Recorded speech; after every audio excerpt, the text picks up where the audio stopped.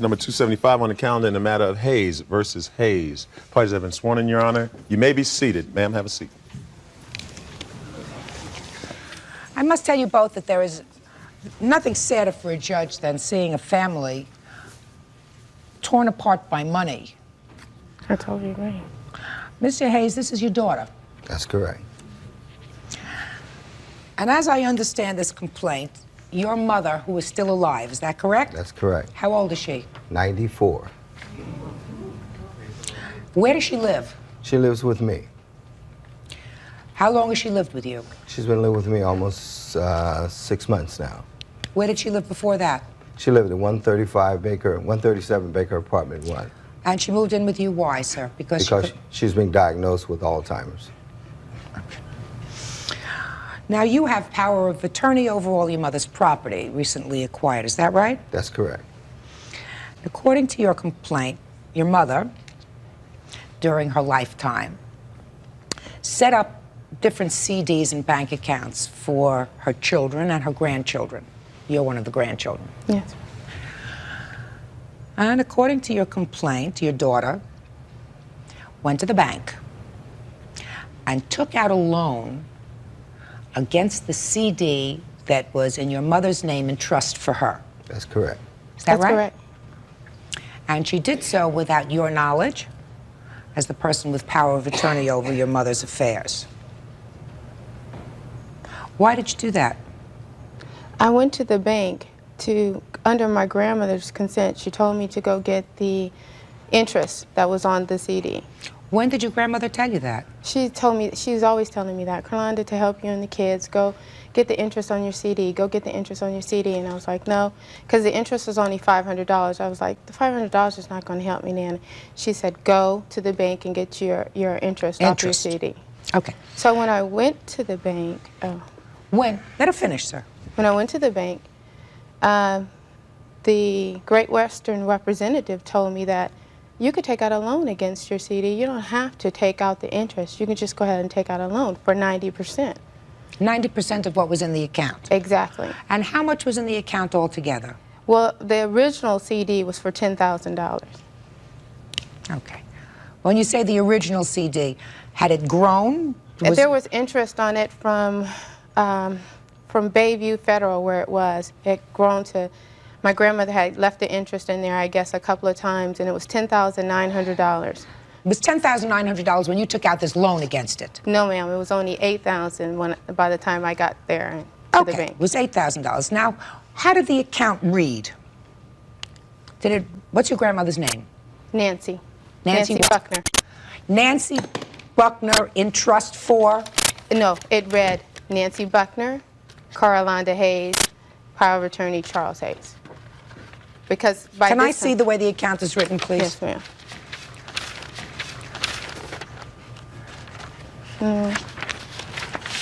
Is it? Yeah. Okay. So you were told that you could take out a loan. Right, for 90% of the CD. Okay. And you did? I didn't take out 90. I only took out 50. So you took out $4,000? Yes. And you had to pay back the interest? Exactly. Did you do that? No, because they told me that no payment was needed to be made until June, a year later. I didn't have to do anything. I didn't have to make any payment throughout the year. I could pay $20, $10, or zero until the next year. Well, Mr. Hayes, this says that this account is in your name, Nancy Edwards, and Carolondra Hayes. That's her. That's correct. This isn't an in trust for account. No, ma'am. It was in trust until I moved it. It wasn't in Great Western. I don't care where it was. Listen to me. This has 3 names on this account. I realize that. That means anybody can do whatever they want with this bit of money. I have. You understand that? Yes, I do. Okay.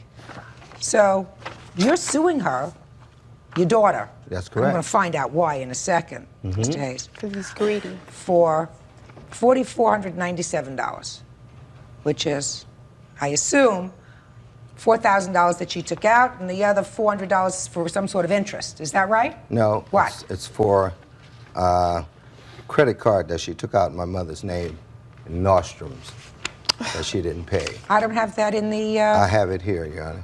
I don't care what you have there. I don't have it in your complaint, sir. And I didn't know about this credit card because You don't have to address the Okay. credit card. It's not in his complaint. Okay. It's not in his complaint. It's not here, period. Okay. Okay. So, Mr. Hayes, Yes. she took out $4,000, therefore you're suing her for $4,000.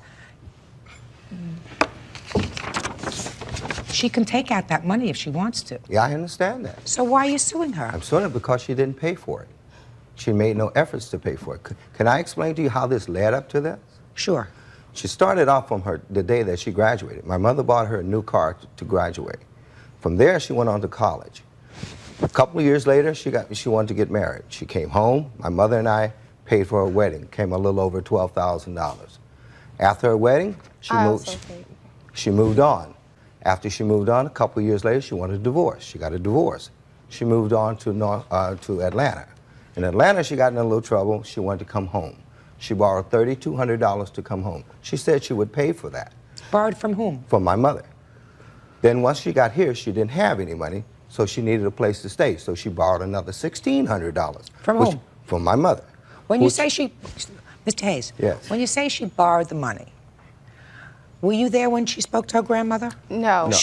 No, I wasn't there, but by me being power of attorney, my mother explained this to me. Just a second.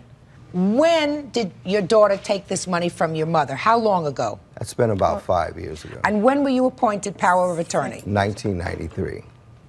So this all happened before you were appointed Yes. as power of attorney. So let me explain something to you, sir. I assume that you were given power of attorney over your mother's money because you say that she suffers from Alzheimer's. She can't take care of her affairs. Is that right?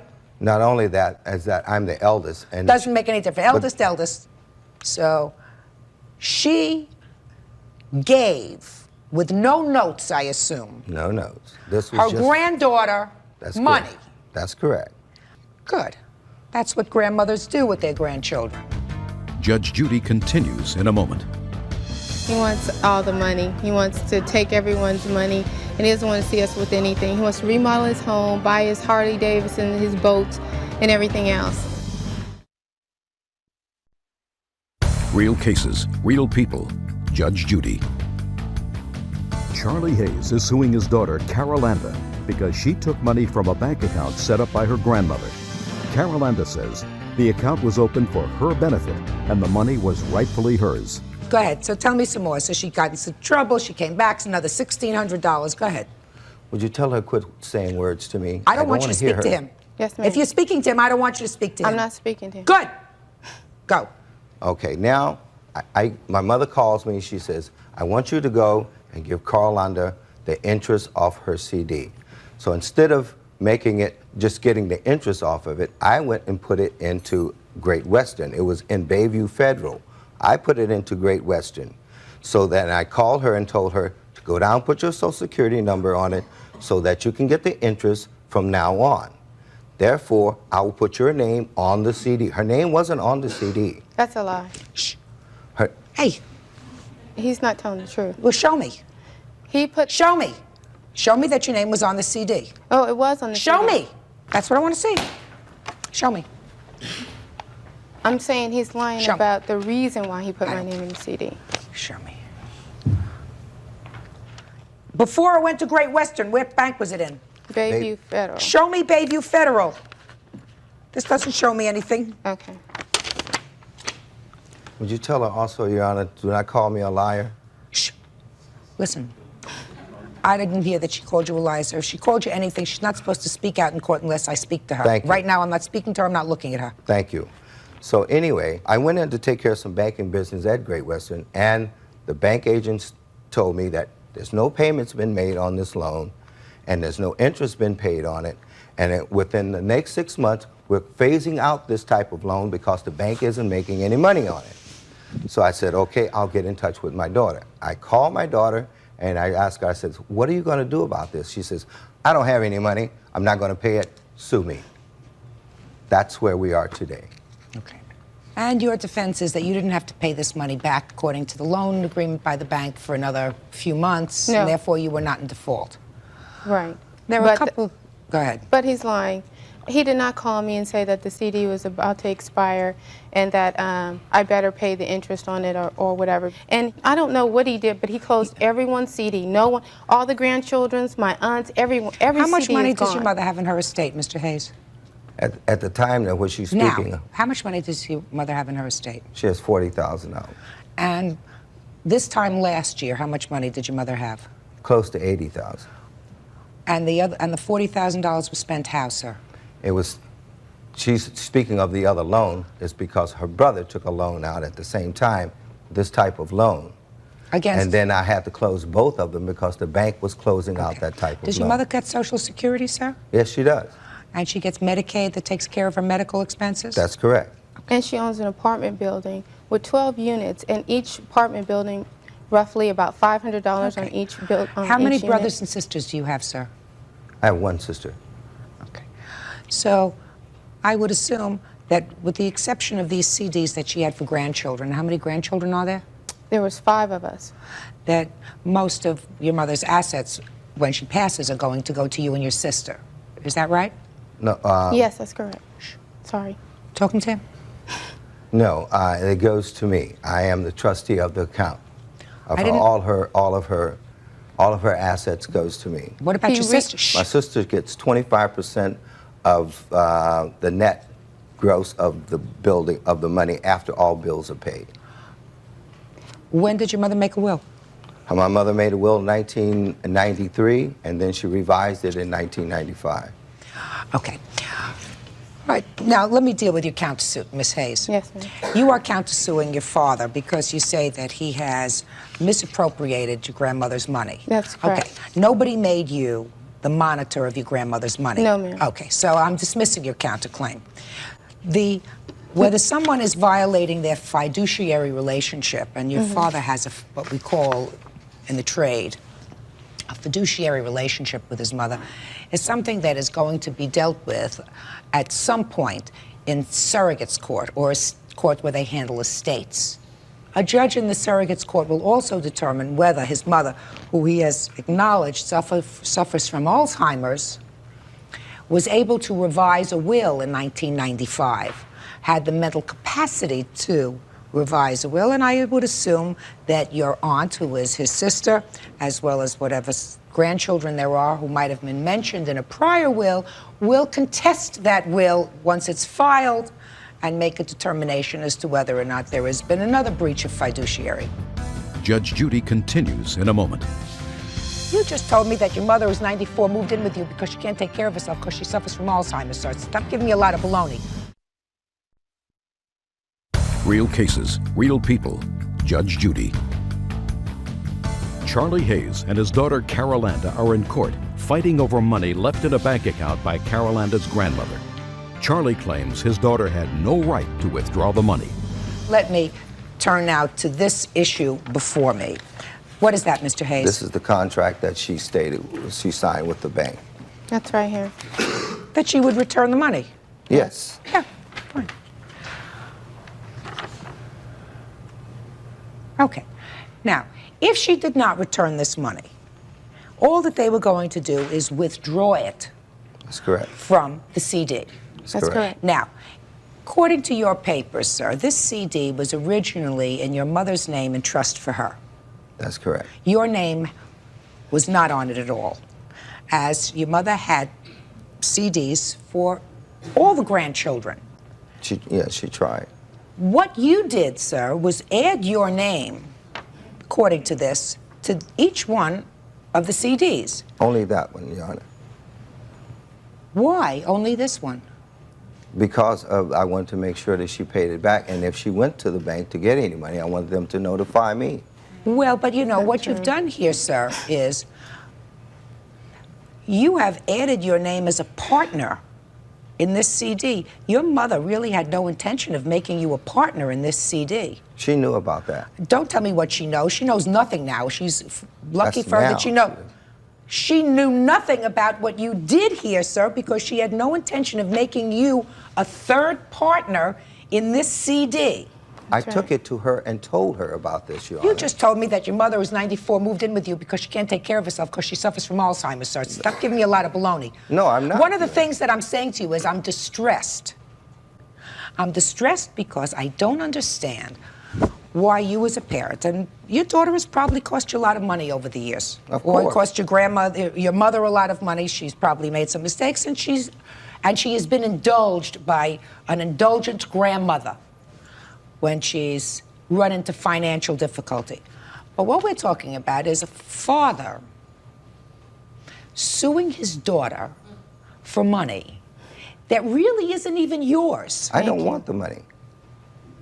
Well, what I'm asking you, Mr. Hayes, is why bring your daughter to court over this money, which is not, the truth of the matter is she could have taken out more. It wouldn't have been the right thing. But she could have taken out more than 50% of the money. She didn't. And I assume you have a couple of children? Yes, ma'am. You have a husband? No, ma'am. You work? Yes. What do you do? Import and export. How much do you earn? $40,000 a year. So you earn a reasonable living. Yes, I do. And rent is outrageous. And 2 kids and childcare, and I'm barely Where are the father of these 2 children?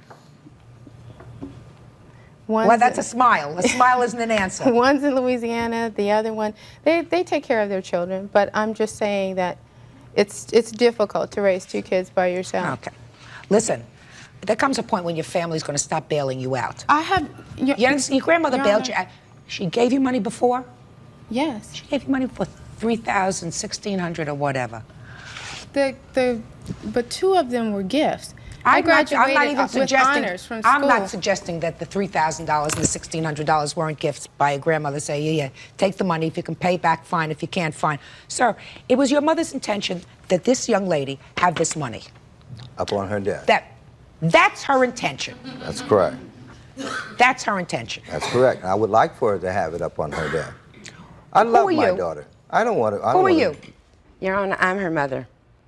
What do you have to add to this? I have to add that I've also helped her and my son. I don't need that information. It's irrelevant whether you help them. Listen to me. Yes, sir. It's irrelevant that you help them. You're supposed to help them. You're her mother. Oh, yes. So, and I will until the day I die. Nice. Sit down.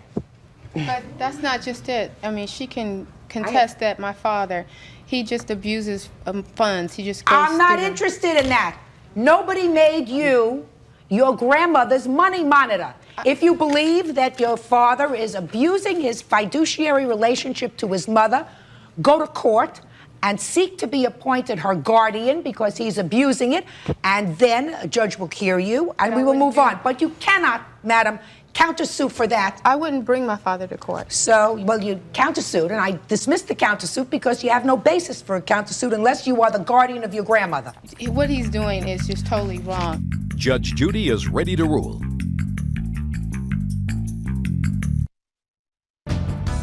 Mr. Hayes, under the law, Yes, Your your Honor. daughter did exactly what she had a right to do by taking out this loan.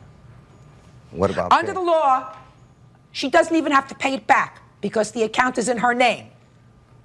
And if she chooses to, she can let the loan default, and she can let the CD be reduced by the amount of the loan. That is her right because her name is on this account. Do you understand, sir? That's my fault. Case dismissed. Thank you. Parties are excused. You may step out. Judge Judy will continue in a moment. This is case number 293 on the calendar in the matter of Carlin versus Stepp. Parties have been sworn in, Judge. You may be seated. Ma'am, have a seat. Mr. Carlin, you and the defendant have been divorced for many years. Yes, ma'am. And according to your complaint, you shared custody for most of those years of your now 16-year-old daughter. Yes, ma'am. And it sounded as if everything was going along reasonably well. Right? Until you gave your consent while your daughter was with you to have her lip pierced. Yes. A decision which I gather, reading between the lines, you regret a little bit. Slightly. And as a result of that, Mr. Carlin, I get the sense you filed this lawsuit, which alleges that your former wife had agreed to pay for half of your daughter's karate lessons. That's correct, Your Honor. And she became rather expert in karate. She took karate for several years. Your former wife had not paid for half. That's correct. Something that I don't think bothered you too much until the lip piercing. No, that's not correct, Your Honor. Well, this whole thing didn't blow up until the lip piercing. Is that right? That's correct. And then something happened that, as far as I'm concerned, was tragic, but we'll get to that in a moment. So why don't you tell me when this agreement was made with your former wife? About 3 years ago, Sarah was shopping around. She was interested in taking karate. So she looked at one school, and she looked at another one, and she liked the second one. It wasn't as expensive as the other one, and as a matter of fact, it was a little bit cheaper, but they wanted the money up front, basically over a 10-month to a year period. It came out to a little over $4,100. I talked to my wife, Teresa, and she said, we cannot afford this. I said that Sarah's mother would agree to split it with me. I picked up the phone, I called her, I laid this out to her, exactly how they wanted. I didn't expect the money right up front from her, but she said that she would split the cost of the school. 2.5 years later, 3 years later, I've yet to get a dime. Do you remember having the conversation with him No, when your Your daughter Honor. started school? No, Your Honor, I don't. He says that he did discuss with you when she first started karate school, make sure you tell me the truth, that he wanted you to pay for half because he couldn't assume the entire burden of the classes. Now, are you telling me that he's lying? Yes, I am, Your Honor. That's not true. I never saw one document from the karate school. He never approached me about paying half the money. We split tokens. He would pay tokens 1 week, I would pay tokens for school. The karate lesson money was never brought up. Okay. Now, something happened with your daughter recently, I assume, when she came to you and said she wanted to have her lip pierced. Tell me about that conversation. Well, for 2 years, she had wanted to get something pierced. She has about 3 holes in her ear, and I was like, no more, no more. And when she was 16, we had discussions. She asked and asked and asked, and finally I broke down. Did you discuss it with her father? No, I didn't. Why not? It really wouldn't have been a big deal. All right, Mr. Carlin, Yes, ma'am. then you saw your daughter. I must tell you, I am sympathetic with you as a parent. You see your gorgeous daughter, and she's got this ridiculous thing in her face, and you got really angry. That's correct. So what did you do? Well, Sarah and I had discussions prior to this that she was getting a little tired of the shared custody arrangement. So I picked her up and saw the stud, and I couldn't believe it. I took her down the next day to the place where she had it put in, and I let them know that she was only 16. I want this thing out now. And she refused to come in. So I took her back to her mother's house, and I said, you're tired of this shared custody arrangement? I said, I can't have this, either. And that was it. She's been with her mother since July 15th. Mr. Carlin, you're going to answer me very honestly, sir. Yes, ma'am. Because I think you've been a good father. I think you've been an involved father, good parent. Do you believe, Mr. Carlin, that your reaction to your daughter's piercing was appropriate? At the time, yes. Now, at the time, yes, because you're a human being and you have, the juices started to flow. In retrospect. No, I think I could have handled it a little bit differently, but like I said, even Sarah agreed that she shouldn't have gotten this thing, and she even went down with me to the place where she got it pierced at to get it out. But when we got there, she made a stance that I'm not going to do it, Dad. And I said, well, then we just can't have this shared custody arrangement anymore. Excuse me, That Your was Honor. it. She didn't want to go down to the piercing place. He made her go down, and when she wouldn't get it out, he dropped her off at the corner of my street and said, get out. In no uncertain terms. They had no discussion over the shared custody thing outlasting itself. The term was get out. Judge Judy continues in a moment. As long as I pay the bills, I want to be able to look at you unencumbered by things coming out of your face and your ears. And later today, never get in the middle of two people who are getting a divorce. They never got along. He can't stand her. That's very understandable. Real cases, real people. Judge Judy. Joe Carlin says his ex-wife Mary Stepp agreed to pay for half of their daughter's karate lessons. Mary claims they never had such an agreement, and Joe is angry because she allowed their daughter to get her lip pierced. A judge is not a computer. A judge is a human being, and we bring to our job all of our history, you know, all of our own personal stories. So I'm going to share one with you, all right? I have 5 kids, and they're all older now. When one of my children started college, and this was 14, 15 years ago, he came home from school after his first couple of months, and I picked him up at the bus station, which was pretty far away from our house. And he was coming home with a friend. And he got off the bus, and I looked at this handsome child, and he had something wangling from his ear. So I kissed him hello. And I said, "You can get in the car. That thing stays outside." "Oh, Mother, don't be ridiculous. You know, everybody's doing it." I said, "Listen, I don't have to look at it. I brought you into this world. I still pay the bills. As long as I pay the bills, I want to be able to look at you unencumbered by things coming out of your face and your ears." He thought I was kidding. I said, "You got 5 minutes, boy."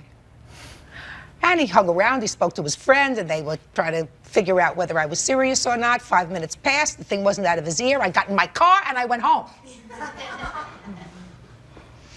And about 2.5 hours later, because it took that long by public transportation, you know where this was? This was in the Bronx, where he was in the Bronx, all the way up in the Bronx, where the bus came in from Albany, Bronx, New York. He managed to find his way home without the earring in his ear. Now, that doesn't mean when he was in college, he didn't have rings and ropes and dangles and doodads hanging out from every orifice of his body. But I didn't have to look at it. So you didn't do the right thing. You know, you're supposed to be a parent first and a friend second. And a parent says, "Babe, you got a couple more years until you are 18 years old. Then I can't tell you what to do." Right? You want to paint polka dots on your face, you can paint polka dots on your face.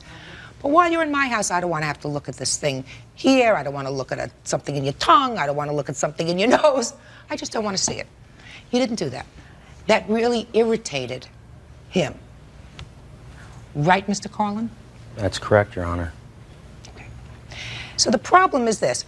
I find it difficult, Mr. Carlin, to imagine that 3 years have gone by with you taking no action whatsoever, even to get $100, $200, and have done nothing over the 3-year period of time to recoup any money if you say that there was this verbal agreement. I have a problem with that. So I'm going to take care of the lawsuit right now. I'm not satisfied that you have established to my satisfaction that there was this contract. Your Honor, child support is more than just a check in the mail each week. There's Sir, if that's parental what you're support. banking on, I'm telling you, it doesn't hold water. Karate lessons don't come under the category of necessaries for anybody. So I'm not, if that's what you're hanging your hat on, forget it. More importantly, Mr. Carlin, you have invested 16 years in your daughter. And I think it's a mistake to cut her off after 16 years because she, as a 16-year-old, made a foolish mistake. Big mistake, Mr. Carlin. I want you to rethink it. In any event, this lawsuit is dismissed, that's all. Parties are excused. You may step out. Out the back door to your right, please. I took care of her. Not one From a- phone call from an since July 15th. Not one phone call. Nothing. Sarah don't know how to use a phone. Your duty's to call her at 7 o'clock Oh, that's at my night. duty. Yeah, you're That's the my father. She's a child. She's 16 years old. Great, great. She's 16 years old. She can make up her mind. And now the next case. Parties on Lehman versus Morris. Step forward, please. 22-year-old Kelly Lehman says she made a deal with her best friend April Morse to to take over the payments on her truck and pay for repairs. She's suing because April's ex-husband, James, repossessed it. It's not every case that has a moral. This case has a moral. You know what that is? Yes. You know what the moral is? Don't do business with friends. That's one, but the other one would be never get in the middle of two people who are getting a divorce. It's always a mistake. Right? Ms. Lamont, according to your papers, the defendant was a friend of yours. She and her husband were divorcing. You the husband? Yes. And I'm sure in addition to other things, there was a truck that they wanted to sell, or that she wanted to sell.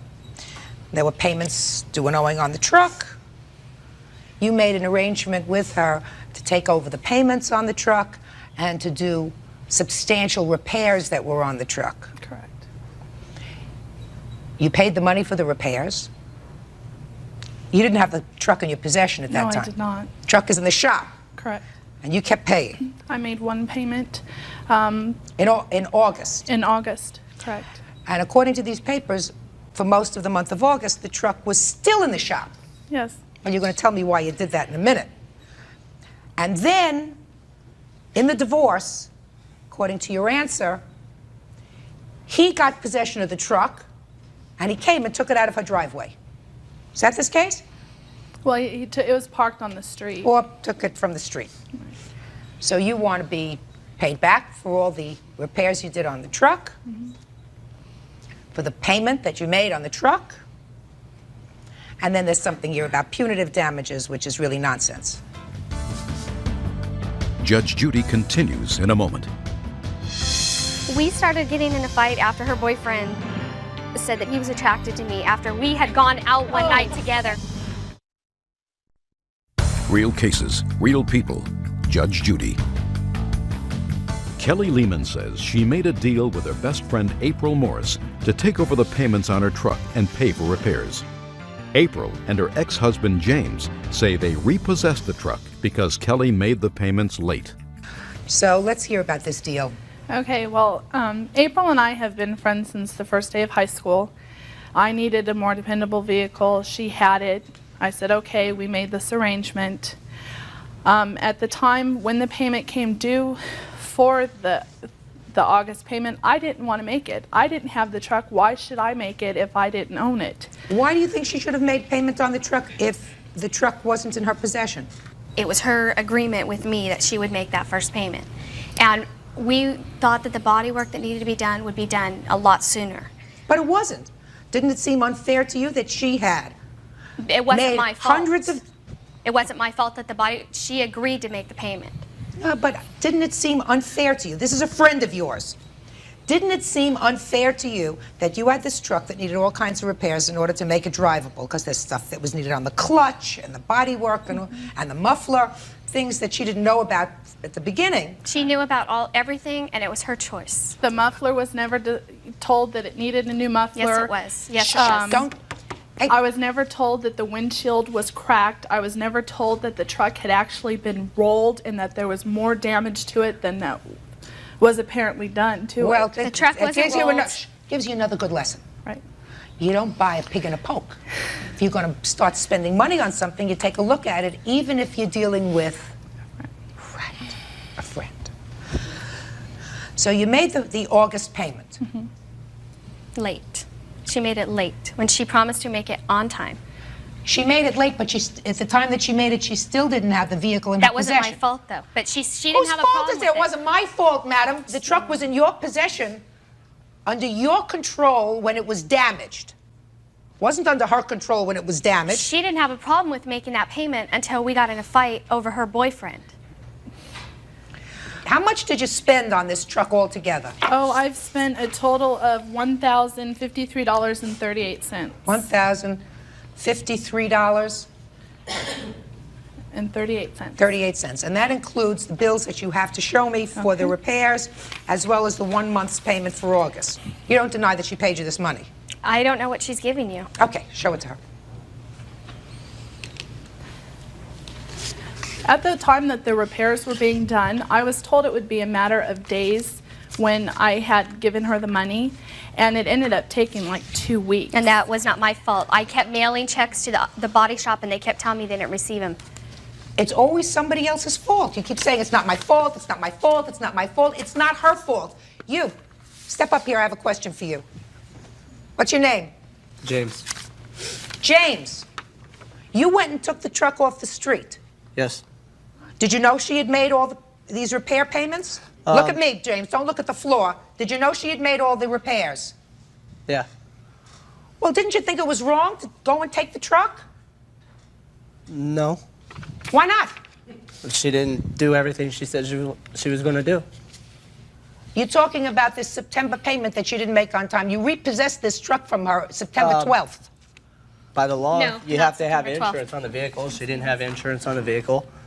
Did you ever discuss it? I mean, you were friends. Is that right? Jim was They were not even friends. involved. No, just a second. If you were friends with her, that means you knew each other. You would socialize in each other's homes. Your Past. children played. Is that true? Kind of. They never got along. They They never never got Ay, along. ay, ay. I He could can't understand stand that. her. That's very understandable. Judge Judy continues in a moment. Well, right now, she's out all this money, and you got the truck. And you were awarded the truck in the divorce, sir. Is Yes. that right? That's right. How many cars did your family have? 2. 2. You had the truck, and what kind of car did you have? A Ford Escort. Uh-huh. So you agreed between the two of you that you would keep the Escort and he would keep the truck. Is that correct? But we also agreed that if she made the payments on time, as soon as our divorce was finalized, that we would sign and let her refinance the truck. But after we got in a fight, she didn't want to refinance. She said, I'm going to do what I want. There's nothing you can do about it. You can't take the vehicle from me. She refused to get insurance until it was in her name. Therefore, she's driving around a vehicle that we owe a lot of money on still. She did not make the, okay, granted, give her the first month. She didn't make the payment on time. If you say she didn't have the vehicle, even though she agreed and it wasn't my fault, the second month, she came up with an excuse. I don't have the money. I can't make it till it's late.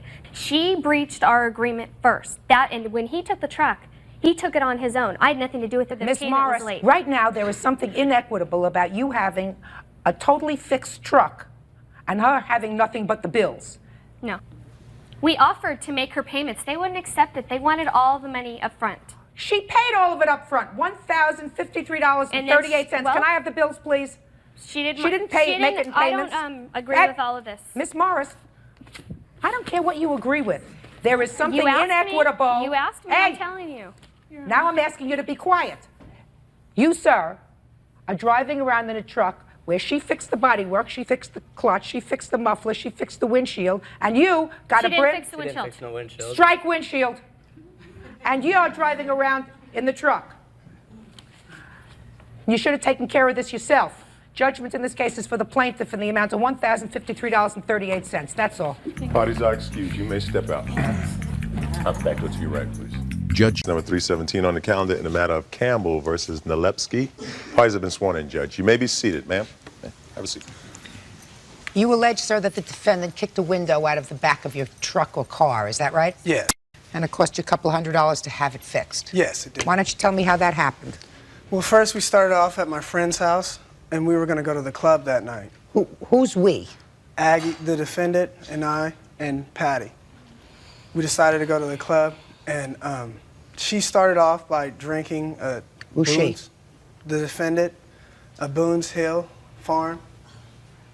What is and, that? I don't know, Strawberry Boone's Hill. Wine. It's a wine. And then after that, we got in the car, and we drove to Club X, which is in the city, about 45 minutes away. And we got there, and the defendant, started drinking. She drank a cranberry and vodka when we got there.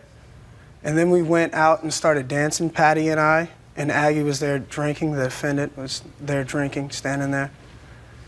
After that, we went back after we stopped dancing, and we came over, and Aggie said she wanted to leave. And I asked her why. And she said, I just want to leave. So I told her, you know, I was like, if I buy you another drink, you're going to stay? And so I gave her some money, and she went and bought a Hurricane. What's a Hurricane? It's mixed with like 5 or 6 different drinks. Like, it's mixed with gin, 151. What's 150? Rum. Rum. And after that, me and Patty went back to dance again, and Aggie went and sat down and started talking to this guy. And I guess she was drinking then, too. She drank a beer, so I don't know what else she drank, because I wasn't there. I was out there dancing, but I saw her drink a beer. And then after that, after about 20 minutes, we stopped dancing. We came out, and we seen that she was just sitting there. And so after that, we just left. We all left. We got in my car, and we started... The three of you? The three of us got in the car. I helped her to the car, actually. And when we were driving on the freeway, she says she's hot. So me and Patty, the witness, rolled down the windows, and she was still hot. So she was trying to open the back window. And what kind of car do you have? It's an Astro van. I have a picture of So it has a back pole window? It has a side window. And then she proceeds to put her feet on the window to try to open it. And I'm asking the defendant, what is she doing? And by this point, she's pressing on the window very, very hard. And I look back, and as she's doing that, pressing on the window with her feet, like bench pressing it, it breaks. And I went like this, and it was a loud sound, a very loud sound. And I'm all, Aggie, what did you do? And then after that, we drove back to Concord, and as on the way, there was glass all in the car. And I told Aggie more than, I say, 6 times to get out of the glass and stop playing with it, because she was playing with it with her hands. That's how intoxicated she was. And I told her to get out of the, glass. And she passed out on the seat. So when we got back to Concord, she was telling me, I'm sorry. And I didn't yell, I didn't do anything, because I do that to some people, but we were best friends. So I didn't really understand why she did it, because there was no reason for her to do it. She did it, according to you, because she was drunk. Yeah. So you don't have to understand what happened. Mm-hmm. According to what the menu of alcohol that she imbibed during the course of that evening, she didn't know whether she was in the back of your car or in the Concorde. Mm-hmm. So how much did this window cost you? $206, and here's the receipt right here. All right, Aggie, let's hear your end of it. Well, Your Honor, just to put it blatantly, he did not see me do it. She did not see me do it. They did not hear me kick the window open. As far as I'm concerned, when the window shattered inside of the car, like he said, when you kick out a window, where does the glass go? It goes outside. There was bits of pieces Let's start out with the hurricane. Sure. Not a problem. How old are you? 21. At least I was the only one that was 21 drinking. Yes, I didn't know. 21. Mm-hmm. You know how stupid women look when they get drunk? Sure. Do you have any idea of who are you? I'm her mother. Well, I'm sure your mother has told you. If she hasn't, she should have. You know, there's nothing more disgusting than a sloppy woman drunk. Sometimes I think sloppier than a man, but maybe that's just because I'm a woman. And if you're 21 years old and you have therefore a license to drink, doesn't mean you have to make a fool of yourself. Now, you were pretty sick. I read your papers. I mean, you felt pretty uncomfortable that evening after you had had so much to drink. Why did you drink until you felt sick? Why? Why? We were all drinking. I didn't ask her. Listen, you're I don't care about them. Okay. Why did you drink? Why did I drink? Until you got I didn't get blotto. sick. I didn't get sick. I did not get sick. We were drinking through the whole... We started drinking earlier when we went to Patty's house. We had a shot of E&J. Then we proceeded to go to another party. I was not at Patty's house. And then, well, no, you weren't there, but we drove to your house. And then we went to another You party. weren't Now even sit at here my and house. tell me there were so many people there. I did not feel too well at the time. That's what you wrote in your answer. That's right. I didn't feel well, but that doesn't mean that I was to the point where I would kick out somebody's window, causing no scrapes or anything on my leg. All right. There was no cause for me to do that. I tried to open the window, but there was no way I could open it because this window was off track in the first place. It was not off track. I had my legs propped up next to the window. Next to the window. So I could be more comfortable. The next thing I recall is glass shattering, flying inside the car. Let me see the bill.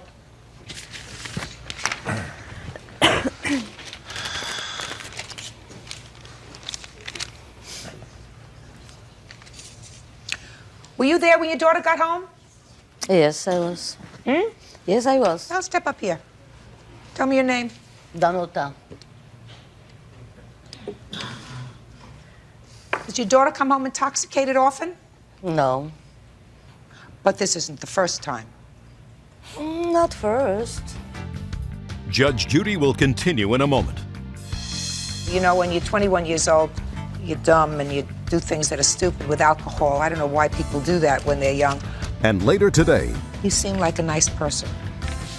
How a nice person can keep tasting their own foot, I'll never understand. Real cases, real people. Judge Judy. Robert Campbell claims his former friend Augie Nalepsky was highly intoxicated when she broke the window in his van and wants her to pay for it. Augie denies breaking the window. Aggie, you're going to do what you want to do. You know, when you're 21 years old, you're dumb and you do things that are stupid with alcohol. I don't know why people do that when they're young. But I'm going to tell you this. Aside from looking terrible when you're 21 years old or when you're 20 years old or when you're 51 years old and you've had too much to drink, you were lucky this time that all you caused was a little damage to his car. I'm not going to play Sherlock Holmes. You're in that car. You're in the back of the car. You got your legs propped up against the glass. You're drunk. The window shatters. I don't need proof beyond a reasonable doubt that you're the one who caused it. All I need here is some evidence more than not that you caused the damage to the car. And I find that you did. So you owe him $206. Judgment for the plaintiff. That's all. Thank you. All right, it's our excuse. You may step out. No problem. You got the back door to your right. And now the next case. Parties on Floyd versus Kleiman. Step forward, please. Disc jockey Michael Floyd says party planner Denny Plyman stole his watch and broke their agreement for Michael to DJ at a gay disco. Mr. Floyd, you're a DJ. Yes, ma'am. You do that full-time, sir? No, ma'am. What do you do full-time? I'm an office manager. But Saturday nights or Sunday, you go and operate one of those machines that you have at parties and play music. Sometimes Friday, Saturday, Sunday. Okay. Mr. Plyman, you, sir, are a party planner. That's correct. And according to your complaint, sir, you are suing the defendant for breach of contract. You say that you had a contract to perform your services as a DJ for him, and he canceled that contract. So tell me about it. Yes, ma'am. We had an agreement to do, I was the head DJ. There would be one other DJ. Incorrect. Mr. Plyman, let's understand the ground rules. Okay. He talks, then you talk. All right. Then I decide. Go. I was the head DJ. That's what we had decided. We had sat down while he was planning this event. It was called Detour at this other club, and there was another DJ who would DJ on the one Sunday a month that I would not make it. And we had That's incorrect. He only DJ'd the first 4 out of 12 detours, so he wasn't DJing 3 out of 4 weeks. Mr. Plyman, what word didn't you understand that I said before? All right. He talks, then you talk, then I decide. So don't interrupt again. All right. Good. How many, what's the word, gig? Gig. That would be good. That would be good? Yeah. We're in agreement. My children would be proud of me. We're in agreement there. How many gigs do you claim you contracted for with the defendant? May I look? I have a list of them. I don't know them off. There were so many. It was over like a 5-month period. Well, you're not suing for the whole 5 months. I'm suing for the ones that were canceled. How many did you actually perform? I think it was about a month or 2. 4. He has a problem. He really doesn't understand. I'm not going to penalize him because there must be a screw loose or something. I agree. Well, I've got the exact figure. It's 4. It's Very simple question. You'll tell me that in a minute, but right now, you see, I was focused on him, Mr. Plyman. Mr. Floyd, do you have a written contract with him? No, ma'am, we don't. Well, if you were going to have an employment contract that went beyond, say, a month or two, it would seem to me that if you are in this business as a profession, even if it's a part-time profession, that you have something in writing. Wouldn't that sound right to you? Yes, ma'am. Normally I do. Yes. But Denny was my best friend, and I was helping him get a business started. Right. And I didn't feel that I needed that, but I do have from my date book that he and I sat down and booked these dates. Yes. So that's the only actual evidence that I have, and I'm just hoping that he will feel the need to tell the truth. Well, when you sat down and booked the events with him, what kind of parties were these, by the way, that you were booking? They're tea dances, which is a dance on Sunday afternoon. It's disco music. We do it at a country western bar, but once a week we do a regular disco fun music, not country music. And it's called a tea dance. It's called a tea dance. It's on Sunday afternoons. It No starts booze. at 5 o'clock. No, yeah, there's plenty of booze. Oh, so why do they call it a tea dance? That's the name for the booze. I can tell you why. Yes. It goes back a long time, about 20 years ago. People used to get together on a Sunday, and they would dish other people, or tell the tea. Gossip. And that's where it that I goes. understand. Right. That's where... Okay. After they've been to the beach all day, or who was with whoever the night before, and Okay, I things got along you. that So line. That's where the name the tea dance came from, and it escalated into where they'd have a DJ, and there'd be dancing, and people would have be having fun. Sounds like fun. It is. Now, you were running these things, so you were like a promoter. That's correct. It's my production. And I assume that you will agree, Mr. Plyman, that at the beginning, when you set up this process, you did in fact sit down with Mr. Floyd. You were good friends. We were. And say, we're going to do these for 6 months, That's right. and these are the Sundays. Is that right? That's correct. And it's one thing that's important to show is he's been paid for every service that he has performed. I don't think that he's questioning that. Okay. Is that right, sir? Yes, ma'am. You were paid each time that you went. Exactly. How much were you paid, by the way? Sometimes was $200, sometimes $230, sometimes $220. Well, actually, that's the only thing we do have an agreement on. We sat down and did make a written agreement on that, and what we paid him was $235, and I've got a copy of that. Can I see that, please? What that included was his services, and then I paid for him to take the Amtrak down to San Diego and back, and then I either paid for his lodging or he stayed at my home. Now, is this a writing that you entered into? Just take a look at it. That would be our agreement that we based on what we said. One of the other things that's important is he said in his opening that he was the head DJ. That's in his mind. Would you look at that, sir? I asked you a question. Mr. Plyman doesn't know where he is. I'm going to remind him of that in a minute. No, ma'am. This is not. Michael, Just this a was second. made up Mr. afterwards, Plyman, obviously. you never saw that before? No. That's a lie. We agreed to that. Well, that was just your a second. payment. Mr. Plyman, if you talk to him again, sir, I'm going to end this lawsuit. And so far you're winning, but you're coming so close to losing because you don't know when to shut up, that it's really very sad, because a trial is supposed to be a search for the truth. When a litigant who seems to be winning keeps shooting himself in the foot and yet appears to be an intelligent man, I don't understand that. Judge Judy will continue in a moment. Mr. Plyman, I'm going to give you some really good advice, sir. When you try to take over Judge's playpen, you're always going to lose. Real cases, real people. Judge Judy. DJ Michael Floyd says party planner Denny Plyman broke their agreement for Michael to DJ at a gay disco. Denny claims he had every right to fire Michael and owes him nothing. Mr. Plyman, one of the problems with this, sir, is I'm going to tell you what that is. I'm not going to consider it. He says he's never seen it before. And if, in fact, this was your agreement and you're a businessman, what you should have done was you sign it and have him sign it. I understand that. But, Mr. Floyd, do you have any proof of any engagements that you actually turned down at or about the time that your agreement, not contract, but agreement with the defendant was terminated? Do I have any proof? Yes. Not with me, Your Honor. I had turned down San Diego Gay Pride because he told me that I was going to work for him for 2 events that he was doing. He was doing 4, I think, and I was going to do 2 of them. I had offered, when we first had our disagreement, he brought up the idea that, you know, as somewhat of a severance pay, that I pay him $200 to afford him like 2 weeks down the road. He had a date. And me being a new businessman, a small businessman, I thought, you know what, I really want to do the right thing here. So I thought about it a couple days, and then I called him back, and I said, you know, I would be happy to send you that $200 But I asked one thing. I said, I'm going to need you to sign an agreement. I finally clicked in and understood that I probably should have an agreement at this point in time, that this will be the end of our, I put the payment of $200 in two $200 increments will be paid by May 31st and is provided as a goodwill gesture by Denny Plyman, owner of Focus Events.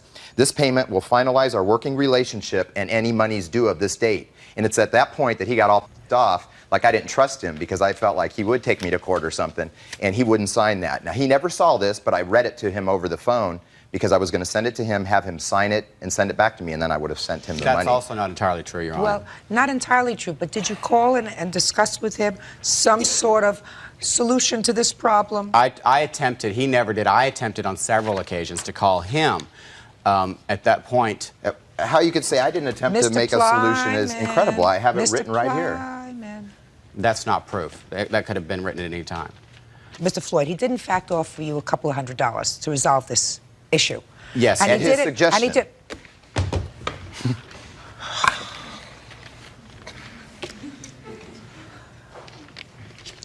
You seem like a nice person. How a nice person can keep tasting their own foot, I'll never understand. I'll never understand.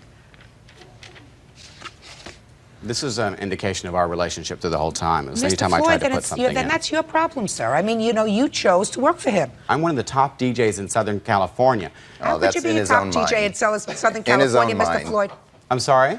In his own mind, Your Honor. Oh, Mr. Plyman, I tried to be very nice to you, sir. The truth of the matter is, you're your own worst enemy. Judge Judy is ready to rule. He's suing you for $2,500? Is that what you're suing him for? Yes, ma'am. $2,500? I was originally going to give you nothing. He helped me. I'm going to give you $1,000. That takes care of 5 weeks' worth of work. Thank you, Your Honor. Do you understand?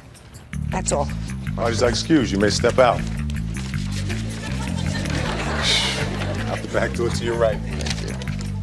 Judge Judy will continue. Judge, this is number 339 on the calendar in the matter of Ayala versus Howard.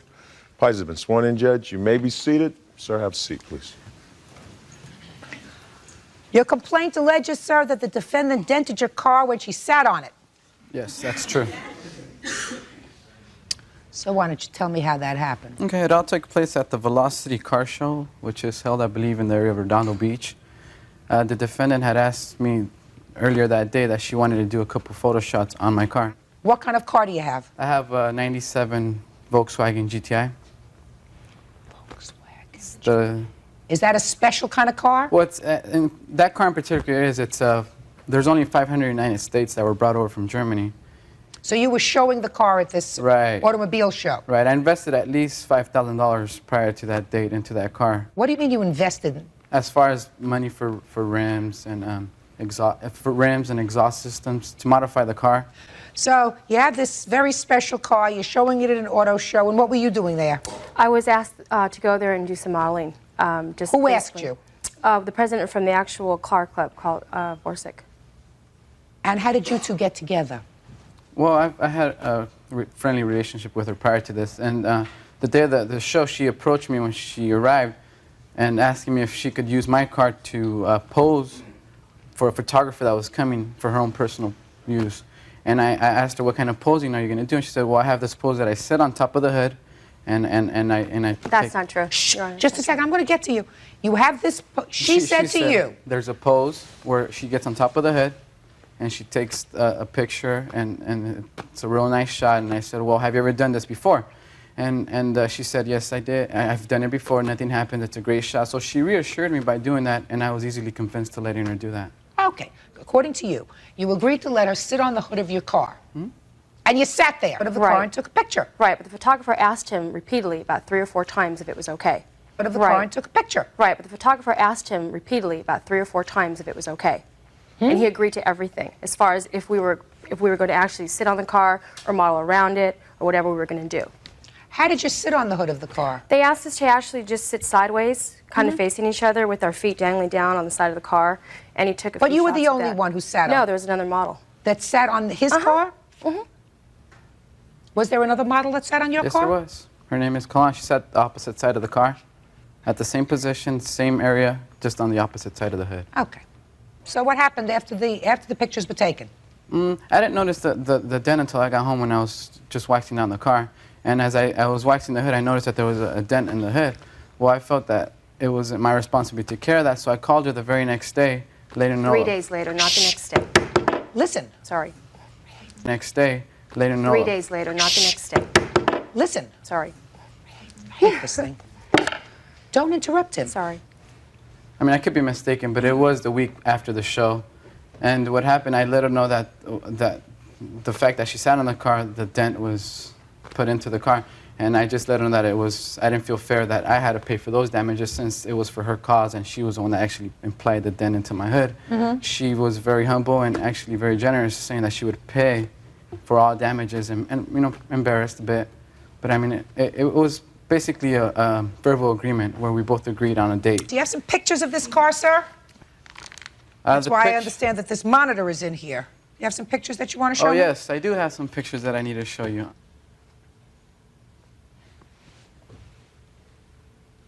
That's the car. Where's the damage? There's a damage. If you see where the light hits, it actually dims down. If I can approach it, I'll show you. I see it now. Is that the side you were sitting on? Yeah, it was.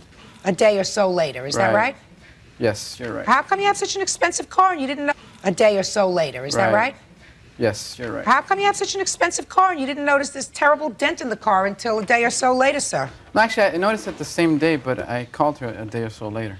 First of all, how much do you say it's going to cost you to fix it, sir? Well, I have an estimate here from the dealer service area that I deal with. They appraised the damage.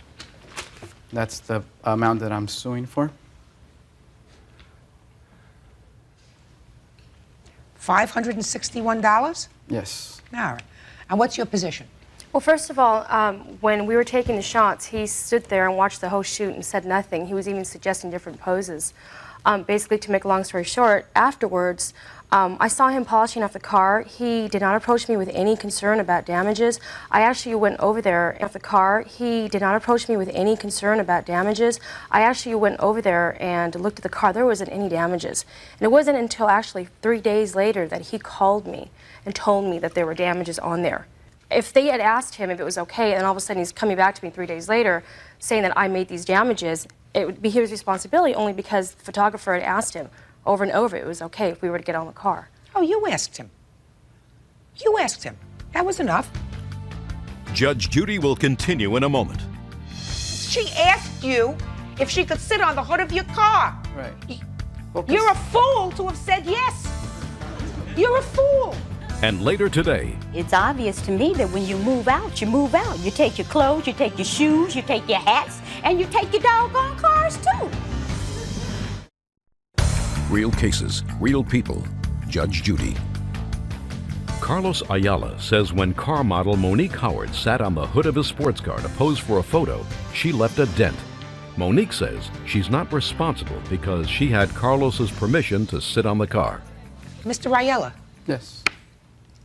You think that she should be responsible for all these damages to Do I your feel car? that I should be responsible? That she should be. Yes, I do. Well, you're wrong. You want to know why, sir? Yes, I do. If she had sat on your car without your permission, she would be totally responsible for the damage to your car. Right. You are supposed to be an intelligent man. If somebody asked me if they could sit on the hood of my car, and if I said sure, and if they damaged the hood of my car, whose fault would that be? Well, considering if I make a statement, Yeah. there's two models that sat on the car. First of all, the other model did not dent the car, which Yeah, was maybe she was thinner. Which was what she asked me Just for. a second. Maybe she was thinner. Yeah, actually, she was very much thinner. Well, then, sir. Right, but look, I'm not. you use your eyes. Right. You look at one model who's thinner.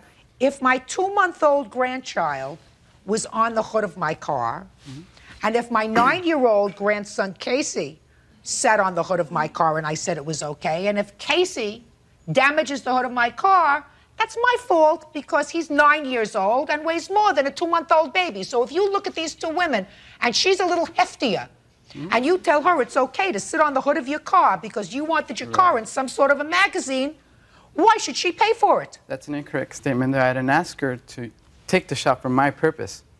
Doesn't make any difference. Second- She asked you if she could sit on the hood of your car. Right. Well, You're a fool to have said yes. You're a fool. Well, considering that I'm not a weight trainer and I'm not an expert in that field, I wouldn't be able to make a professional... I want to tell you something. I'm not a weight trainer, and I'm not an Exactly. expert in that Well, field, then and you I have- wouldn't let anybody sit on my car. You think that if this guy said to me, Judge, I want to take a picture on the hood of your car. Right. Could I take a picture on the hood of your car? And he sat on the hood of my car, and the hood went to the pavement. that I would say, it's his fault? No, sir. It's my fault, because I was the idiot. Okay. You understand what I'm saying to you? This lady, looking exactly like she did, said, I want to sit on the hood of your brand new, expensive, rimmed car from...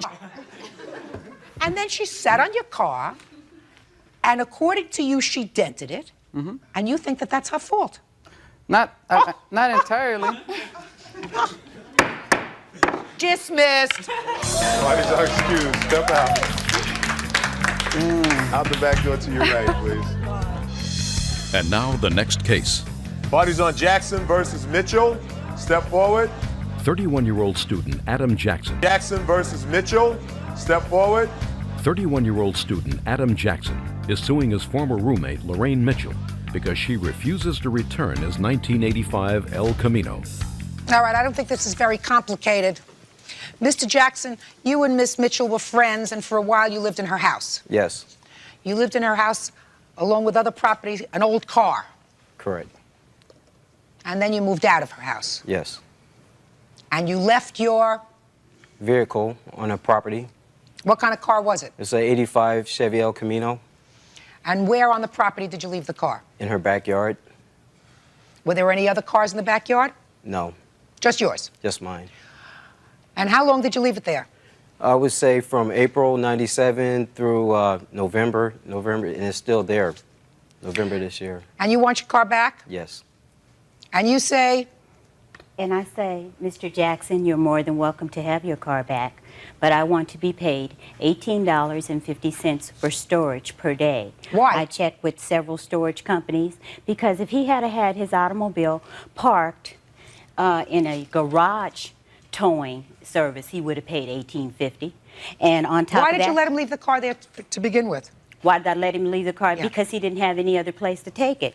Judge, I called Mr. Jackson on several occasions, over and over and over, repeatedly over, asking him, please come and pick up your car. I asked him over 5 or 6 times. I have the dates written down, and he will testify to that, I'm sure. But Miss Mitchell, you had no agreement with him that he was going to pay you to store the car. He didn't do the right thing and get the car out of there fast enough. Why? Well, at the time I was going to school, I tried. I tried when I told her I was going to come by to pick up the car. So when I finally sold my car, I told her I was going to come by to pick up the car. So when I finally sold my car, I had the guy who I sold the car to go by her house to pick it up, and that's when I found out that I was going to have a hard time picking up the car. Yeah, and when was that? When did you sell your car? November 7th. Mm-hmm. And all of a sudden somebody showed up at your property to look at the car? Is that what happened? Well, first of all, a young lady called me over the phone, and she says, hello, I'm Stella. I'm going to be coming over to look at Adam's car. I'm like, okay. And then the next thing I know, at 8:30 at night, there's a gentleman knocking at my door. I mean, and it's pitch black dark where I live at. And I'm saying, who is this at my door? I'm recovering from a nervous breakdown. He knows I'm ill. Judge Judy, he hasn't even called me to give me the decency to say, Lorraine, someone is going to come over and be looking at the car. How old are you? 31. Miss Mitchell, you said it. Here. How old are you? 31. Miss Mitchell, you said it. Here. How old are you? 31. Miss Mitchell, you said it. He's an irresponsible child. That's right. No question about that. And this is what this is all about. To teach a irresponsible child on somebody's property for 6 months and come back and all of a sudden it's yours. You have on somebody's property for 6 months and come back and all of a sudden it's yours. You have interrupted my business, Adam. You know I have my pallet business back there. I haven't. Don't talk to him, talk to me. Judge, I have a pallet business there in the back where I store expensive pallets are back there. We can't put the fence back in place because once I put the fence in, he has to tear the fence down to get his car out. How many times do I have to call him? Adam, come get your car. Adam, come get your car. Adam, come get your car. I don't feel I have to call him that many times. Judge Judy will continue in a moment. You rip and run to Vegas every other weekend with these young Will continue in a moment. Matter of Sanchez versus Henry. Parties have been sworn in, Judge. You may be seated. Well, each of you claim that the other owes you money. Just about the same amount of money, $2,600 change. Ms. Sanchez, you claim that this gentleman was living with you. He left owing you money for a variety of things, which you'll tell me about. You say you made a loan to her for lawyer, $1,500 for something. You'll tell me about that. So why don't you start from the beginning? How come the two of you were living together? Sean said he had no place to go. And when we first moved together, he was getting kicked out of his apartment. I was leaving my apartment. Had you been friends? Yeah, we had been friends. We had met at work. And at the time, we were staying in a hotel, and it was like you pay every week. Then we found an apartment through one of his friends at work. He got the apartment in his name, okay? And then later I had got it put in my name. I have a rental agreement. And I was giving Sean the money because he knew the landlord. I had no idea, and I work at night. And so I would give Sean money every week to pay rent. Sean didn't pay rent. I have an agreement that we both signed saying that we're both 4 months in the hole in rent. And I'm like, you know, how in the world can this be? I give you money every week, you know? What you're telling me is you gave him your share of the rent. Every week. How much was the rent? $250. $250 a month? Each. Yes, each. It's $500 a month. Okay. So you gave him your $250? Yes. And he never paid the rent? No. I have a piece of paper saying right here that we're both, and he signed it. We both signed it, saying that we're 4 months in the rent, 4 months behind in the rent to this day. Didn't I pay her 70? I don't know. Do you have a receipt? Shh, don't talk to each other. Don't talk to each other. Okay. You both signed that you're both responsible for half the rent. Did you pay the rent, sir? When I moved out, I paid $750. I'm talking about while you were living there with her. We lived together for a whole year and a half. Shh.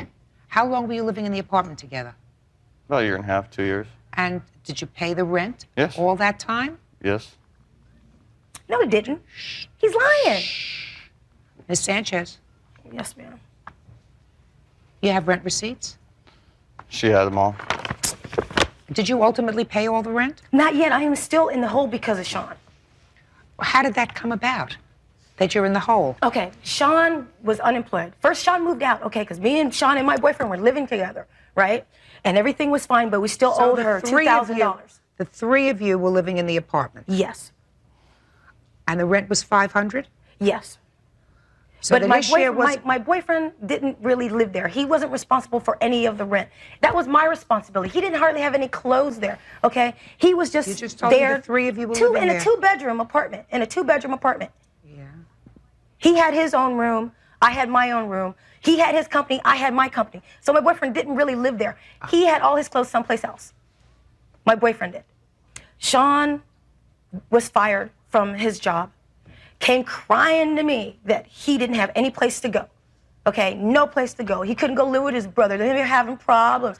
He can go live with his father. They're having problems. So what you're saying to me, madam... So I let him move back in. I let him move back in on the agreement that he helped me with households.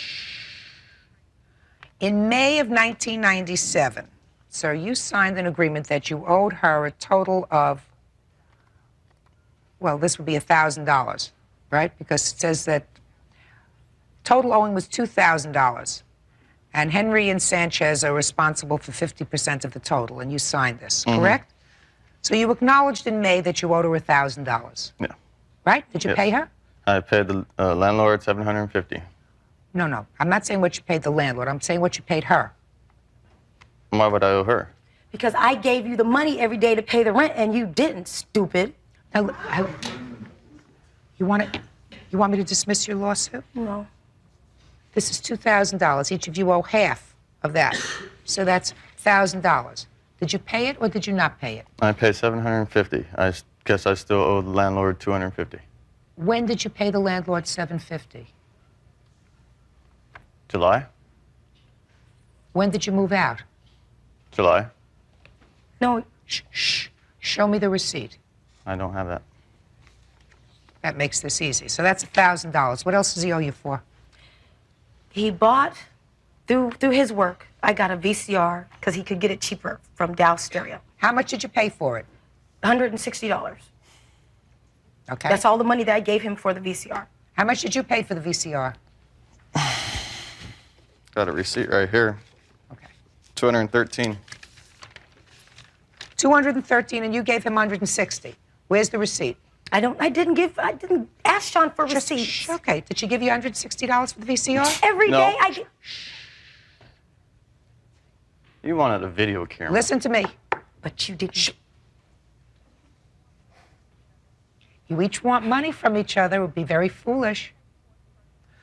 So you say you bought it for $160, and you're going to show me a receipt for $213. And you claim that when he moved out, why did he move out? Because he wouldn't do his chores, nor did he pay rent. The first month that he moved back in after he was unemployed, he went to Las Vegas, okay? That was on Memorial Day. Didn't tell me anything. And then he comes home, oh, I'm broke, I went to Las Vegas. Like, what the hell you go to Las Vegas for? Oh, so I could see if I can win some more money. And I'm like, you've got to be stupid. And every day, that month that he was there and he was unemployed, I gave him money, because every day I had to go to work. Are you finished? Yes. What's the address of this apartment where you live together? 802, apartment A. He didn't help me with the chores. He didn't help me take care of the I don't care. I'm not your therapist, madam. This is a court. Judge Judy will continue in a moment. Are you telling me that this attorney, under the penalties of perjury in the state of California, is lying? Yes, ma'am. Yeah, really? Maybe I'll call him. And later today, She was in high demand because she was a natural blonde and had natural big breasts. I'm sure if I chose to pursue that career instead of a research scientist, I would be in high demand, yes. real cases, real people. Judge Judy. Dancer LaDonna Sanchez wants her former close friend Sean Henry to pay her for back rent. Sean says she kicked him out. So what happened with the VCR that you said was yours? He took it from me. I went to sleep. He went in my room and took it out of my room. Okay. Now, what's your story? I let her use it. I never said she can have it. I bought it. Utter crap. Shh, shh. I said you could use it. Now, you also say that you made some loans to him. You want to tell me about that? The month that he moved in, since he was unemployed, he would ask me for money every day. I'm not talking, Miss, listen to me.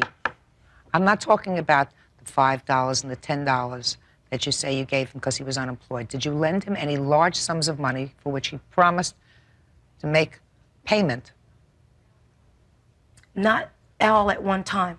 Every day, can I borrow some money? Can I borrow some money? Did you keep a record of that?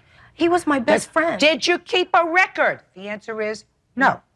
So you're just guessing about how much money you lent No, him? I'm not. I knew how much money I had saved in my drawer before he had moved in. So how much money did you give him? $350. I don't believe that you can. I did. Every day I gave him $20 or $30 every day because he needed it. So he you- needed did it you for write gas. down- He was supposed to go look for a Did job. you write I bought him news. You're not listening to me, Miss Sanchez.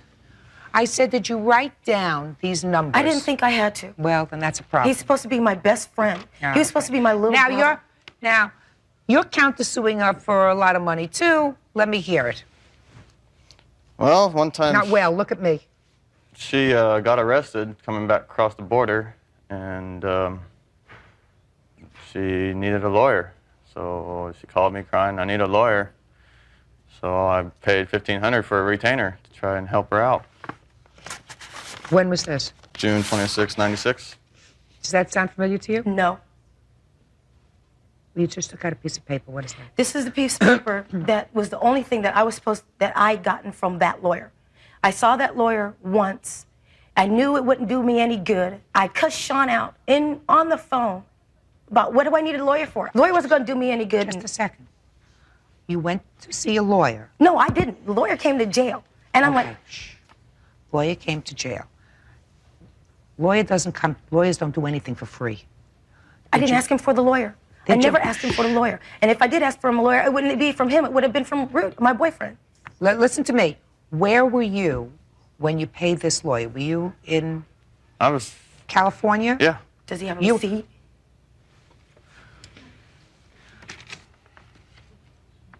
I have a feeling you two people deserve each other because you are, Miss Sanchez, irritating me. And I'm just about ready to show you the door. Do you understand? Yes. With nothing. Not your $1,100, with nothing, if you do it again. You got it? I want you to show me any documentation, sir, that you have with regard to this lawyer. Right here. Can I see it, please?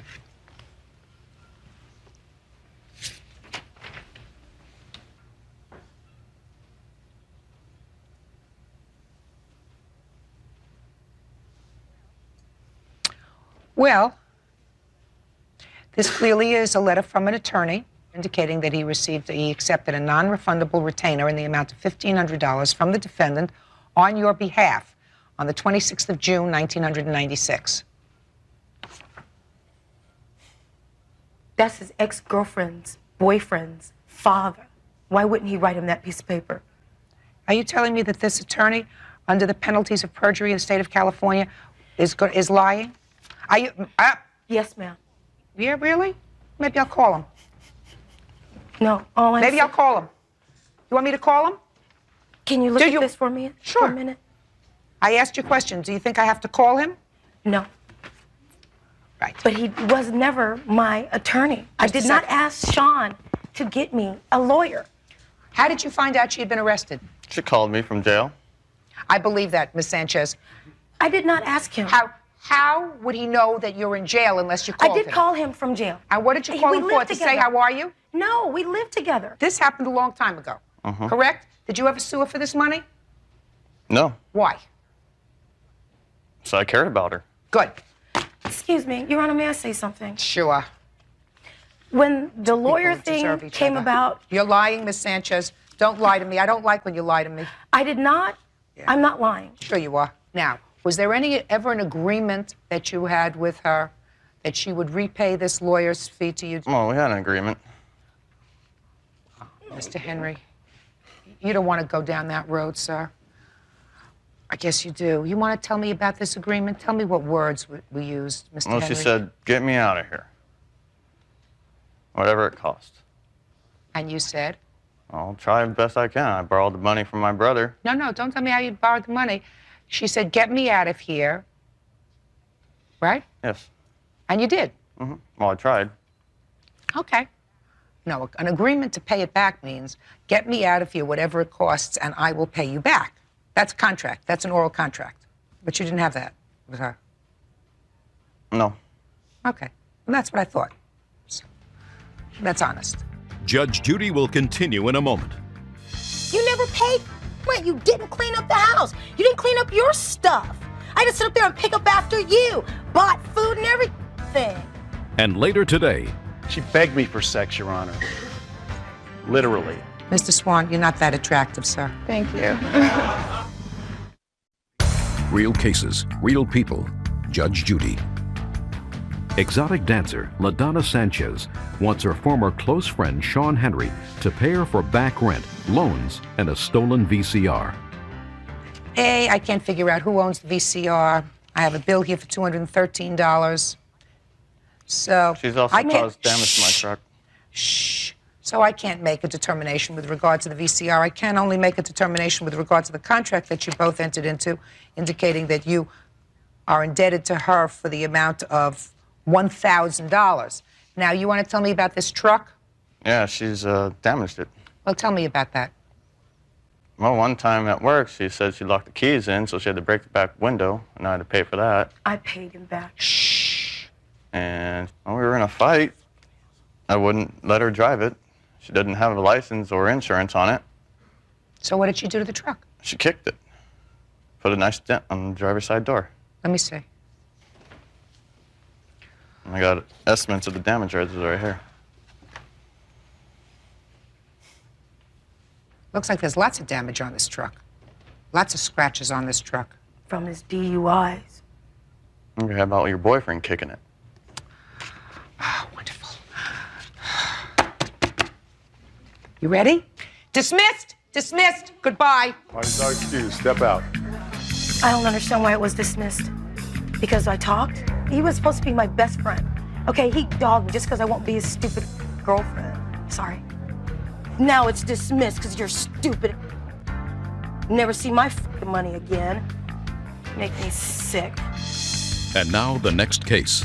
Parties on Maris versus Swan. Step forward. 32-year-old research scientist Ann Maris is suing her former friend, physical education instructor William Swan, for unpaid credit card bills. Why do women give men credit cards? I think it has something to do with the word convinced. Mr. Swan looked me straight in the eye and told me he loved me, wanted to marry me, that I thought he had morals. Mr. Swan, go ahead. I thought he had morals. How did you meet him? I met him in the produce section of an Asian store, Asian market. And how long did you know him before you put his name on your credit card? 5 months. And had you dated during that 5 months? Beginning about 2 or 3 months prior to that, we started seeing each other on a more regular basis and talking pretty much every day on the phone, at least once. So he needed some credit, and you said you'd give him credit on your card. He said one morning I talked to him from work, and he said he desperately needed a refrigerator, that he was getting skinny, and that his brother wouldn't loan him the money, and that it would be about $500. And I told him I didn't have the money, and I thought we could find one a lot cheaper than that, as I had paid $100 for mine, and that I would be willing to let him put it on a credit card that had no other money on it, so we could be clear. And he had told me he was going to pay it out of his tax return, and he didn't know why his brother wouldn't loan him the money.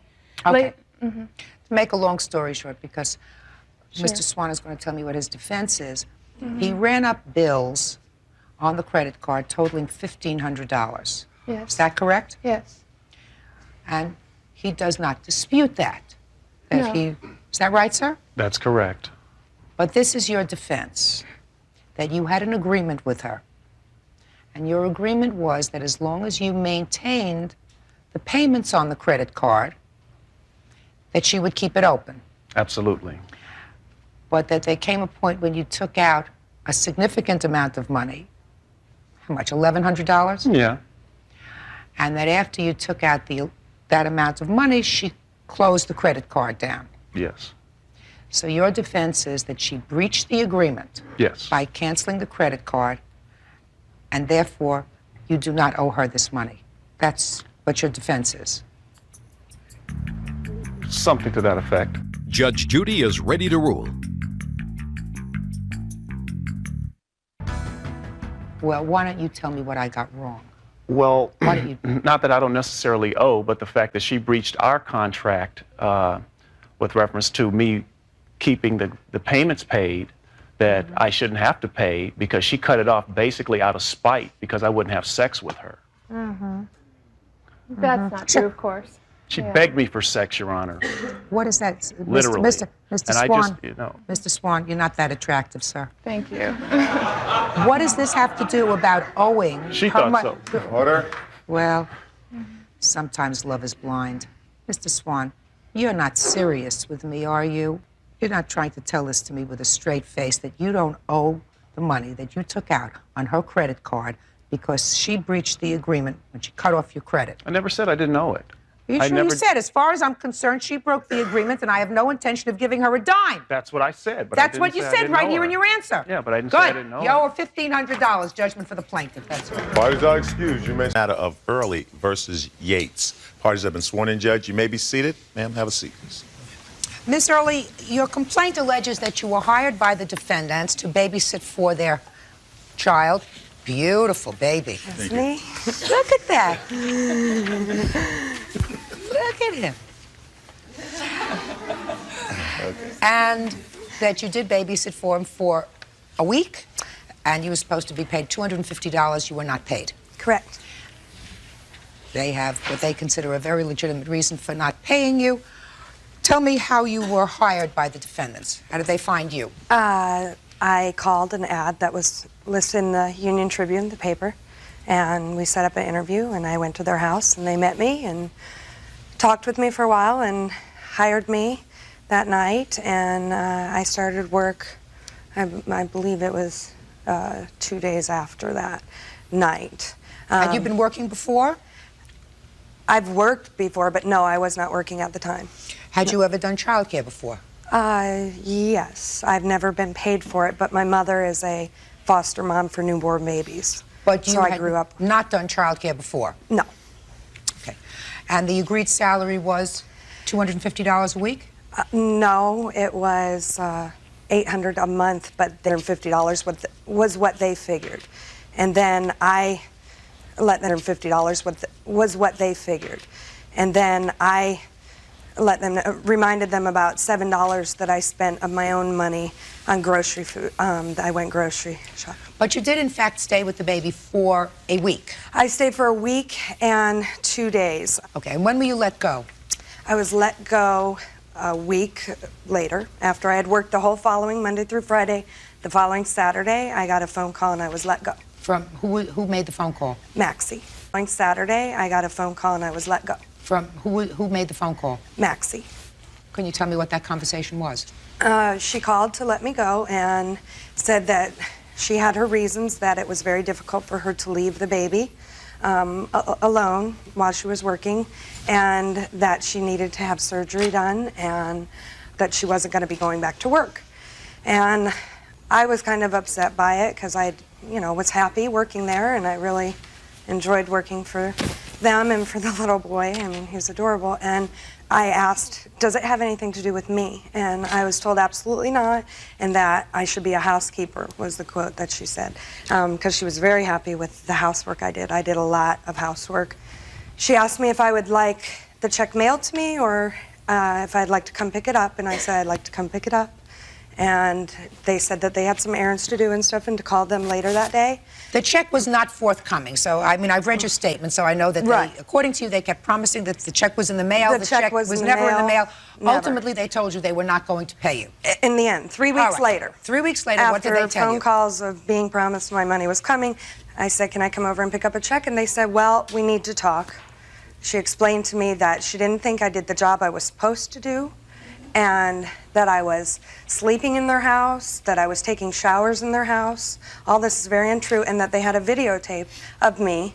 Started getting upset and started to cry. And he took the phone and said, what seems to be the problem? Started getting upset and started to cry.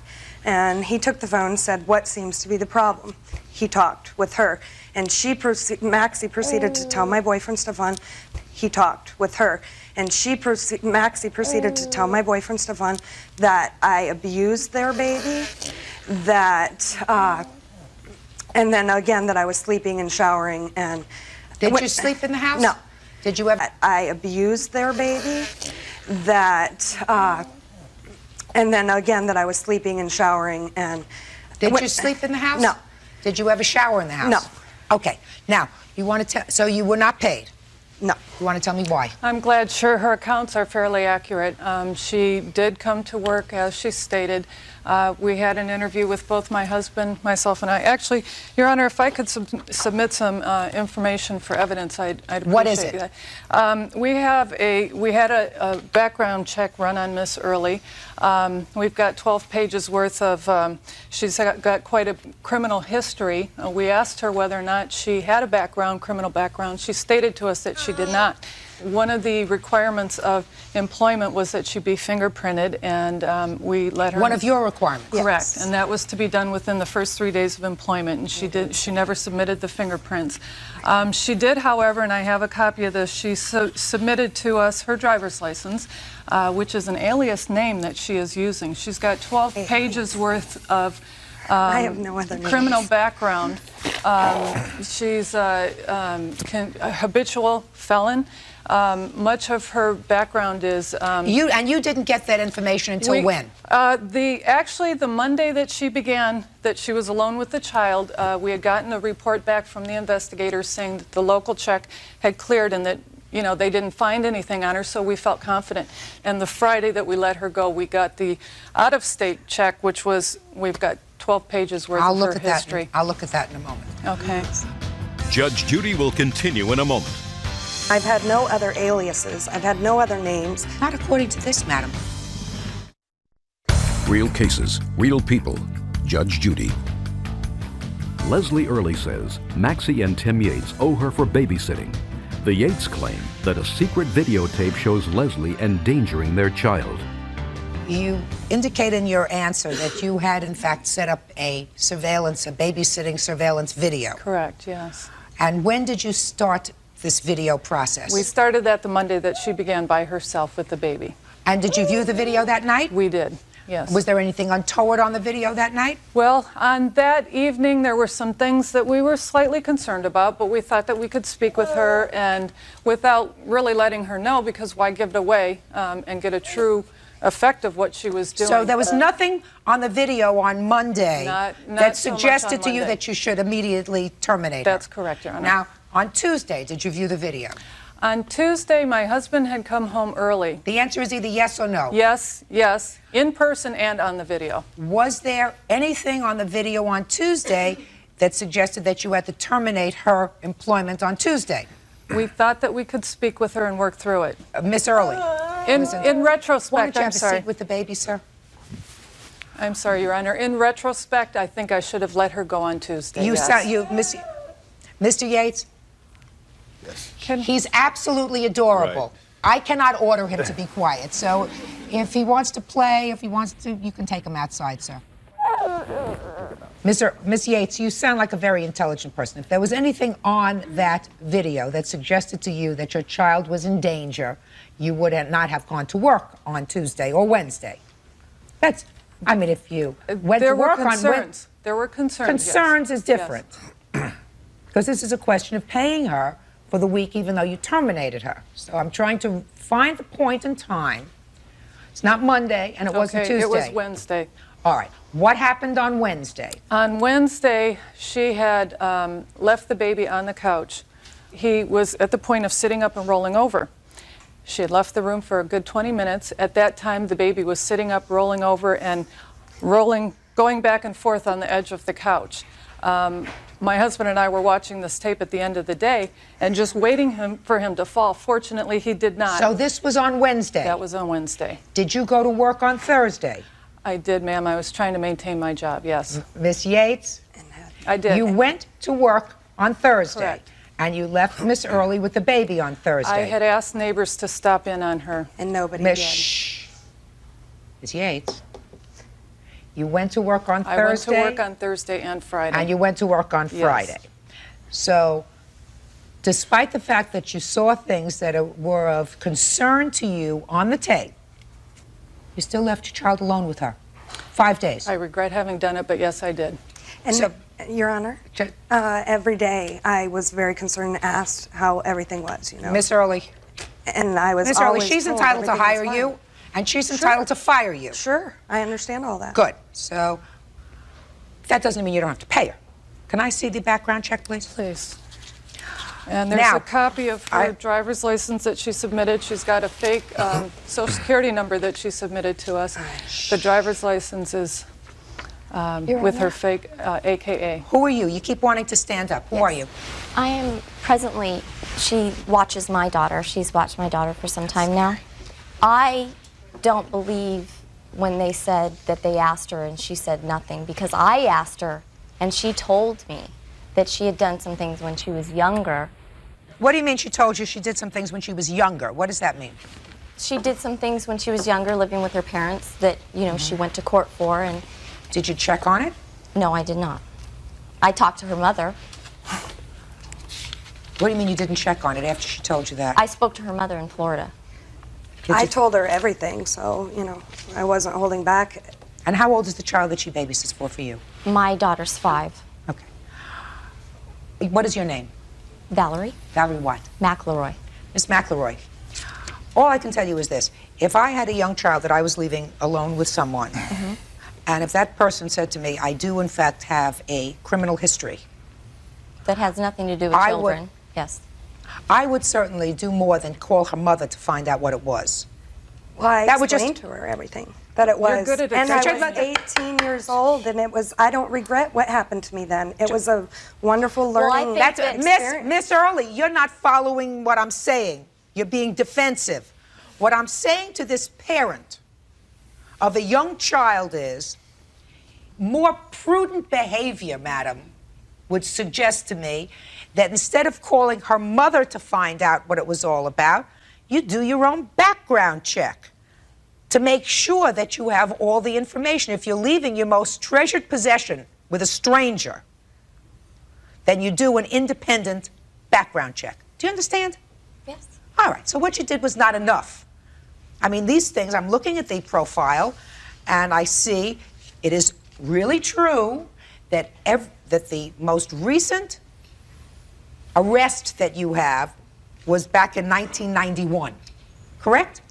December That's a 5th, long time ago. 1990 was the only time I was arrested.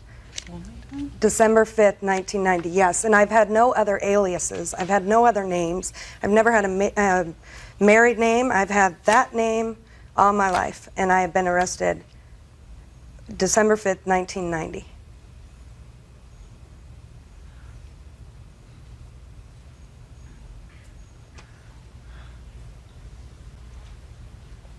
Not according to this, madam. I know for a fact I'll never forget the day. Well, there are arrests here, I will tell you, on December 7th, 1990, November 30th, 1990, November 13th, 1990. I was only arrested on December 5th, maybe December 7th. I mean, that's, I thought I could, all these February years 19th I've been. of 91, forged check, past forged check. I was still incarcerated in February for the same thing from December 5th, 1990. Judge Judy will continue in a moment. I got in trouble for drugs when I was 18. And what else? Prostitution, you are a liar. Real cases, real people. Judge Judy.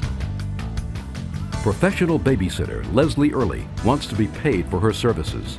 Maxie and Tim Yates refuse to pay because they say she lied about her criminal past. Have you ever seen this personal profile? No. Well, I would suggest you take a look at it, because if it is incorrect, I suggest that what you do is you make sure that they fix it. But these things have, and have a alias. NICE, listen to me, these things have a NICE number. They are clearly referred to you, and if somebody is making a mistake on all of these arrests, I suggest that you deal with it. But this is the information that they got. It certainly shows more than one arrest. Okay. Take a look at it. Please. Now. Your Honor, may I say something more about that? Yes. There's also, more recently in 1986, there were also several 86 vehicles. or 96? I'm sorry, 96. Here in California. She had several traffic violations and had a suspended driver's license. One of our agreements was that she would drive the baby to doctor appointments. That was one of the agreements that we had as part of her being a nanny for our child. And obviously she committed to something that she couldn't Miss Yates, do. you have a tape with you, I see. That's correct. What is that tape going to show me? Well, what we had done is... Just tell me what it's going to show me. This particular tape, each day we had videotaped. The most dramatic tape was not on the final day that we fired her. I had informed her in the morning that the... What? You're not answering my question. What is that tape? This shows her leaving the baby on the couch and saying, don't fall off, and she leaves the room. And it also shows her throwing the infant into the air. Throwing the infant into the air in an anger or playfully? Playfully, however, he's medically fragile. She knew that going into it. We explained to him he had major surgery 2.5 months before she took over his care. But nothing that you're going to show me there indicates abusive behavior. You're absolutely right. Okay. Because that had been, we had copied it over. And this just shows the vantage point that we had. It also had sound so that we could hear things that were going on through the house. There were some days, 2 days in particular, she let that baby cry, our child cry, for over 3 hours at one time. This is not feeding What him. day? This Okay, Yates, this what was day? on Wednesday and on Thursday. Thursday in particular was the worst day. She had asked to do our house. Listen to me. Okay. Miss Yates, every time a parent has to leave a young child, especially an infant, with a stranger, there are always trepidations because you're never sure about what's going to happen. You are absolutely entitled to hire and fire the caregiver of your choice, whether you have reason or whether you don't have reason. In this case, clearly, according to you, you had just cause to let her go. For the following reasons. You had tape and you weren't satisfied with her performance. And then subsequently, you received a background check which suggested to you that she was less than forthcoming with regard to what her background was. And even if you hadn't gotten this background check, according to you, you would have let her go. Is that correct? That's correct. Judge Judy is ready to rule.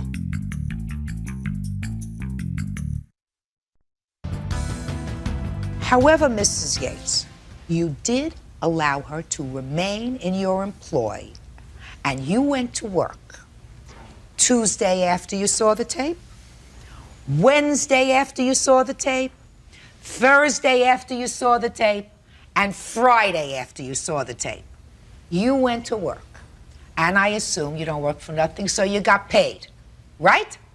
And you said to me, I didn't want to risk my job. Right? That's absolutely correct. You have to pay her for the week she worked for you. You know what, Your If you had let her go on Monday night after you viewed the tape, she would have had absolutely no cause to complain, but the fact that you permitted her to stay with your baby for that entire week, despite the fact that you and your husband were coming home every night, right, sir? And Yes. watching the tape.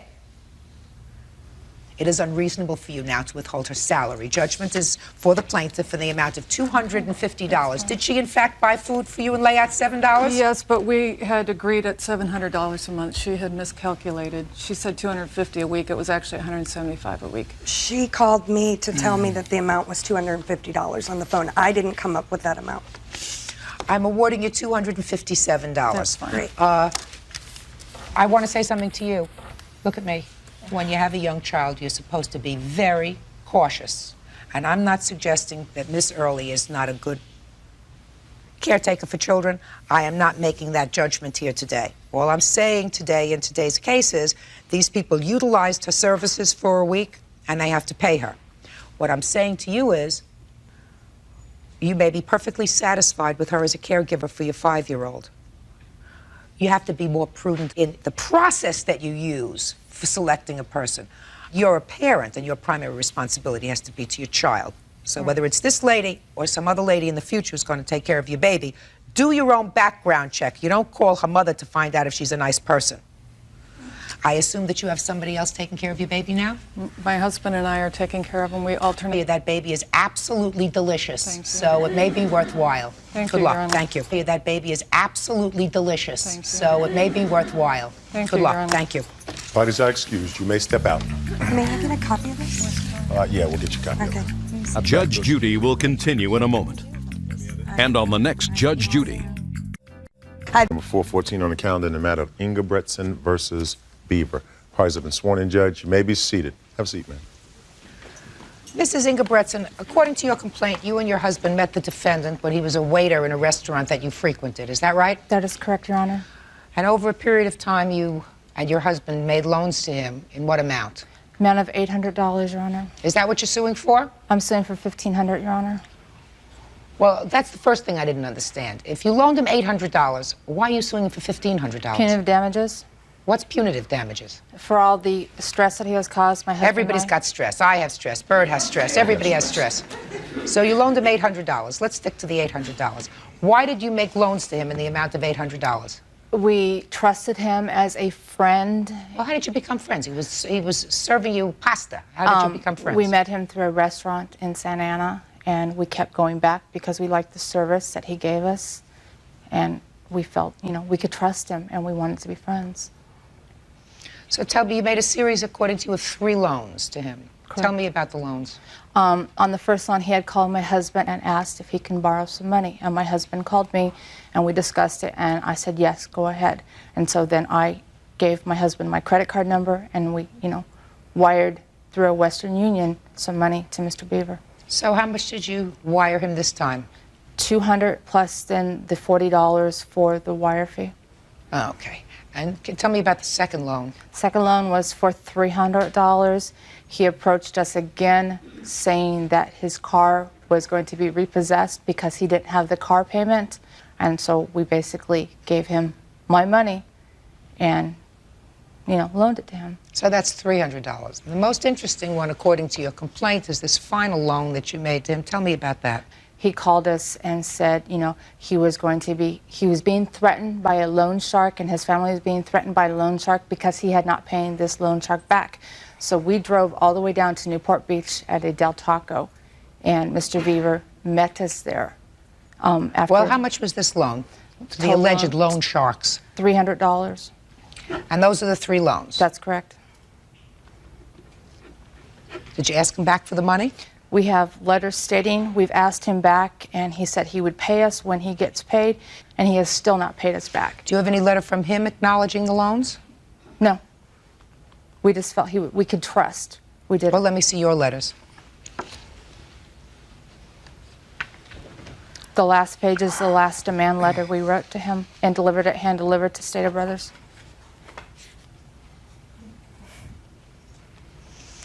Okay, Mr. Beaver, let's hear your side of the story. Your Honor, this fabrication is a wonderful story.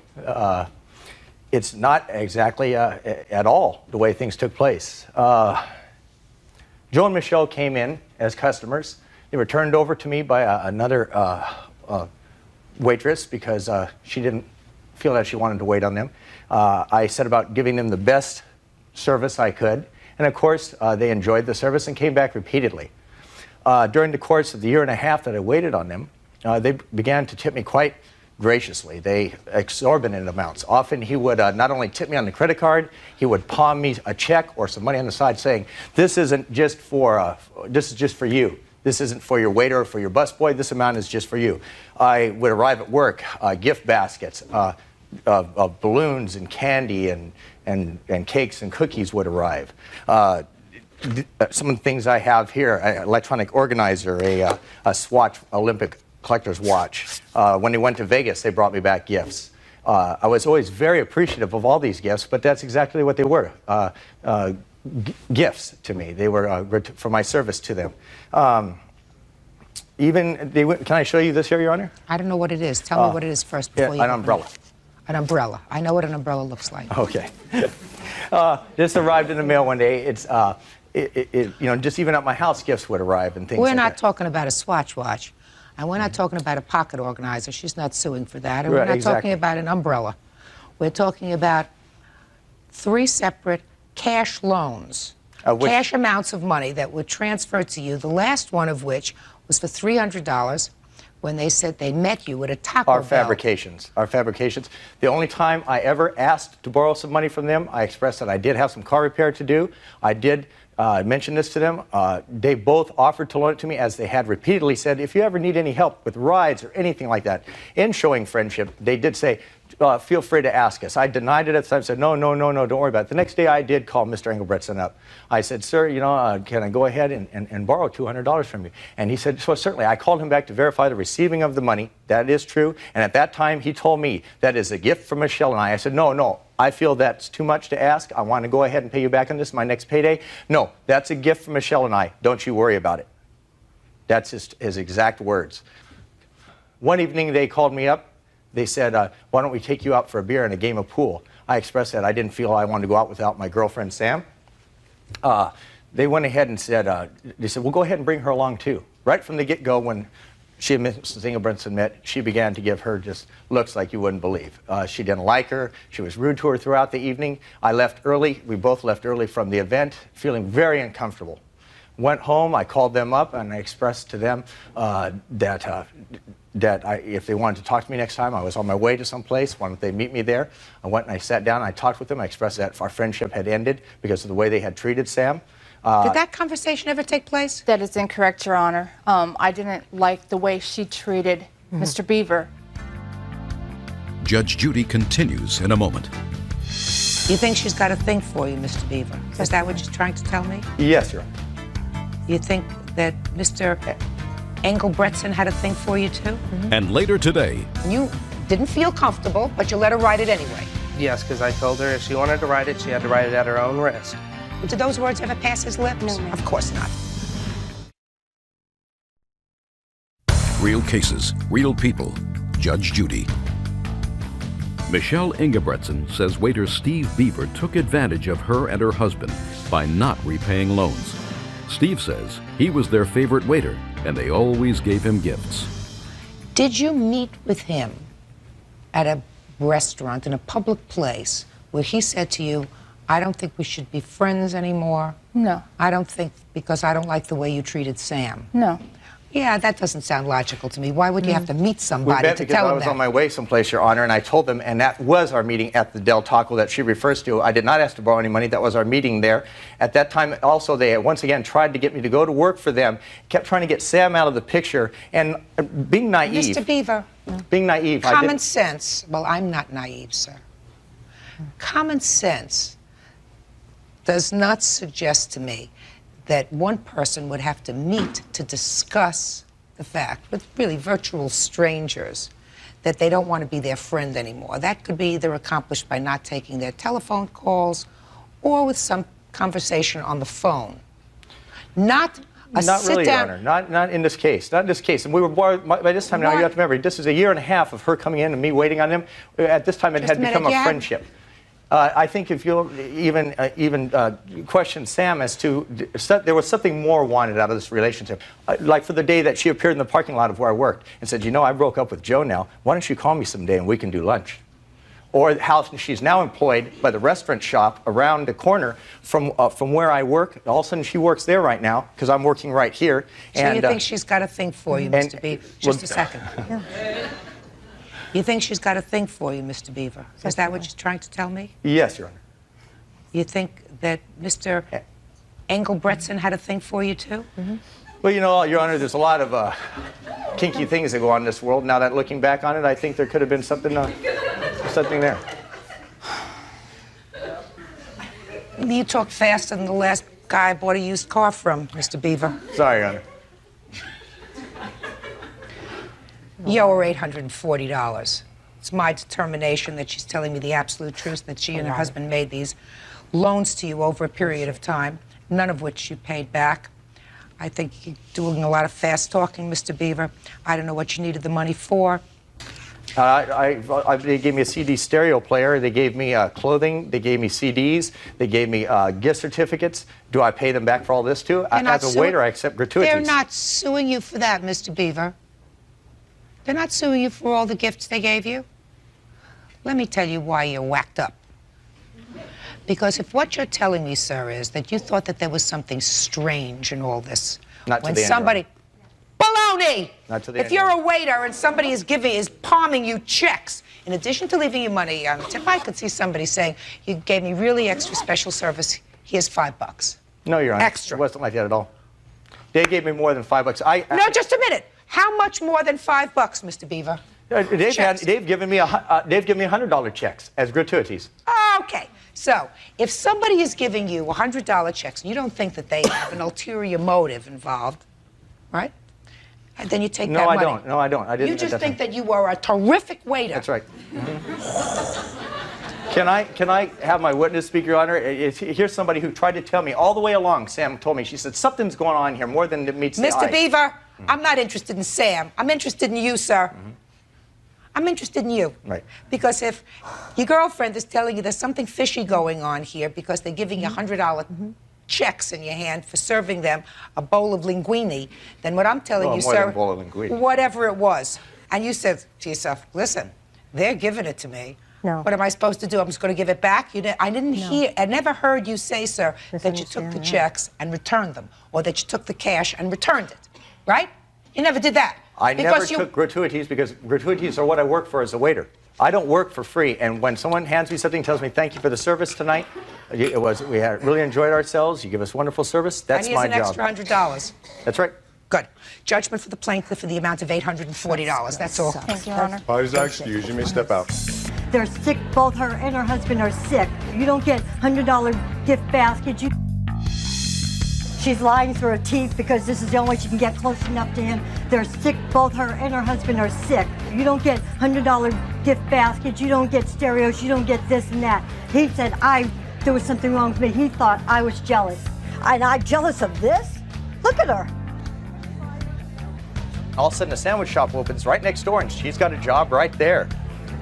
You know, come on, put 2 and 2 together. What are we talking about here? I'm being pursued. The calls on the phone. I'm being harassed. I'm being stalked. I am being just because you look that way doesn't mean her sexual appetite isn't what it is. I'm sorry. It's a free world to work anywhere you want. And now the next case. Parties on Mitchell versus Witt. Step forward, please. 22-year-old nursing assistant Tina Mitchell wants her ex-boyfriend, Coy Witt, 26, to pay her medical bills after she crashed on his motorcycle. Coy wants Tina to pay for the damages to the bike. Miss Mitchell, how old are you? 22. Do you work? Yes. What do you work for? The Adrian Convalescent Center. What kind of work do you do? I'm a CNA. What is that? Certified Nurse's Assistant. So you're a working 22-year-old adult? Yes. And how old are you, sir? I'm 27. You work? Yes. What kind of work do you do? I do heating and air conditioning. You were dating or something, had some sort of relationship with him? Yes. He has a motorcycle? Yes. You got on his motorcycle? Yes. Had an accident, right? Yes. Was seriously injured? Yes. Had a lot of medical bills? Yes. You were riding this motorcycle by yourself? Yes. You want him to pay your medical bills? Yes. You, 27 years old, let her use your motorcycle? Yes, I did. She had an accident? Yes, she did. You want her to pay for the damage to your motorcycle? Correct. No. Judge Judy continues in a moment. You knew I shouldn't have been on that bike. You knew it. And you let me get on it anyway. You're a big girl. Like a kid in a candy store that wants it and wants it. You keep on telling them no. Finally, here, go for it. Real cases, real people. Judge Judy. Tina Mitchell wants her ex-boyfriend, Coy Witt, to pay the medical expenses after she crashed his motorcycle. Coy wants her to pay for the motorcycle. Why do you think he should pay your medical bills? Because he didn't have insurance on his bike at the time that I had the wreck. Let us assume we lived in a kinder, gentler time and there was no insurance. Let's talk a little bit here about personal responsibility. Did he force you to get on this motorcycle? No, ma'am. Tell me how it came about that you got on the motorcycle. On our first date, he came to pick me up on his motorcycle, and I made it known to him that, I've always enjoyed bikes. And I told him that, someday I'd like to learn to ride. And he told me that he would be more than glad to help me.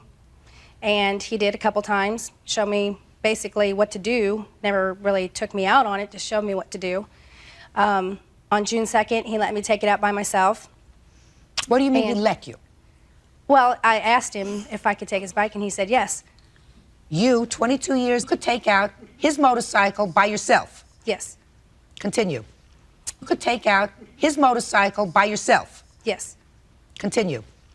I was out for about 15, 20 minutes, and I... Continue. I was out for about 15, 20 minutes, and I was heading back to his home. I was at a four-way stop sign, and somebody started to take off at the same time as I did. I didn't know what to do. I was panicking, and I took off too quickly, hoping to get across the intersection before the other car did. And I don't know if I jumped the bike or what exactly happened. All I know is that the bike fell to the left, and I went to the right. I caught my leg on the kickstand peg underneath the neutral switch, and it shredded my leg open. And I was taken to the hospital from there, where he had told the doctors there and signed the insurance forms, signed everything, claiming responsibility. somebody had to claim responsibility, otherwise they wouldn't have taken care of you, right? Right? Right. I didn't sign anything, Your Honor. Your signature is on file on the papers from the doctor. Well, can I see that? Right there, it tells that his signature is on file. Can I see it, please?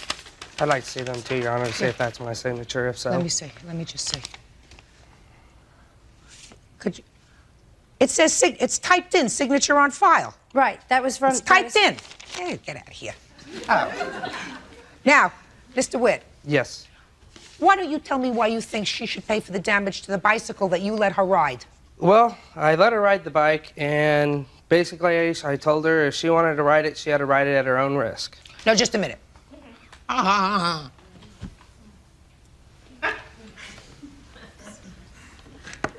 Are you trying to tell me, sir, that you said to this gal that you were dating, if you ride this bike, you are riding it at your own risk? Yes, I did. Look over here. Yes, I did. Not in this life. No, Not in this life. Now, you gave her a couple of lessons on this bike. Yes, I did. Mm-hmm. Did you feel perfectly comfortable with her riding it? No, I still not felt. Oh, good. You didn't feel comfortable. But just a minute. You didn't feel comfortable with her riding the bike, but you let her ride it anyway. Yes, because I told her if she wanted to ride it, she had to ride it at her own risk. Did those words ever pass his lips? No, ma'am. Of course not. Judge Judy continues in a moment.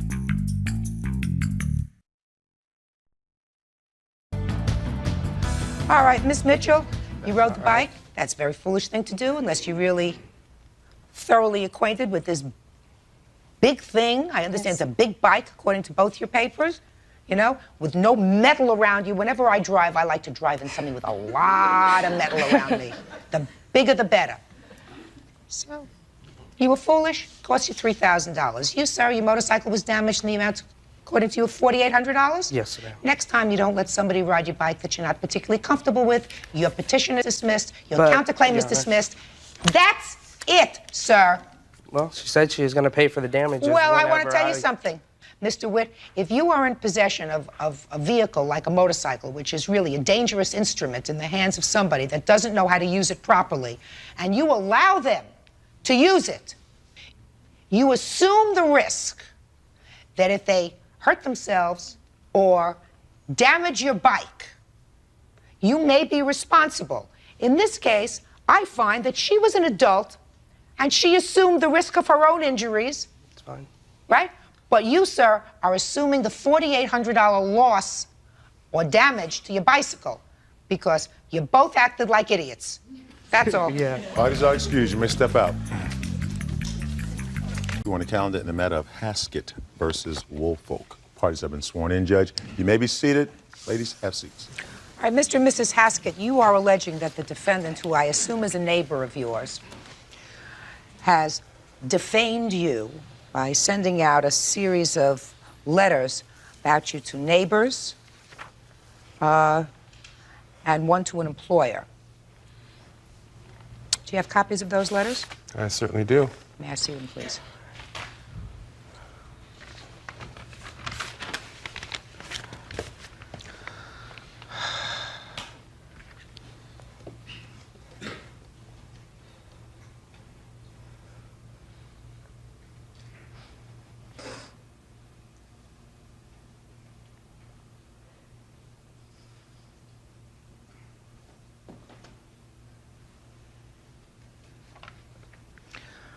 Did you write this letter?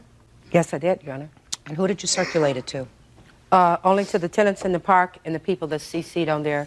No employers. That's not true. Mm-hmm. Well, there are a lot of things in this letter. It's sort of a rambling letter. But there are several things in here that I want to address specifically. Show me proof of arrests for driving while under the influence of alcohol.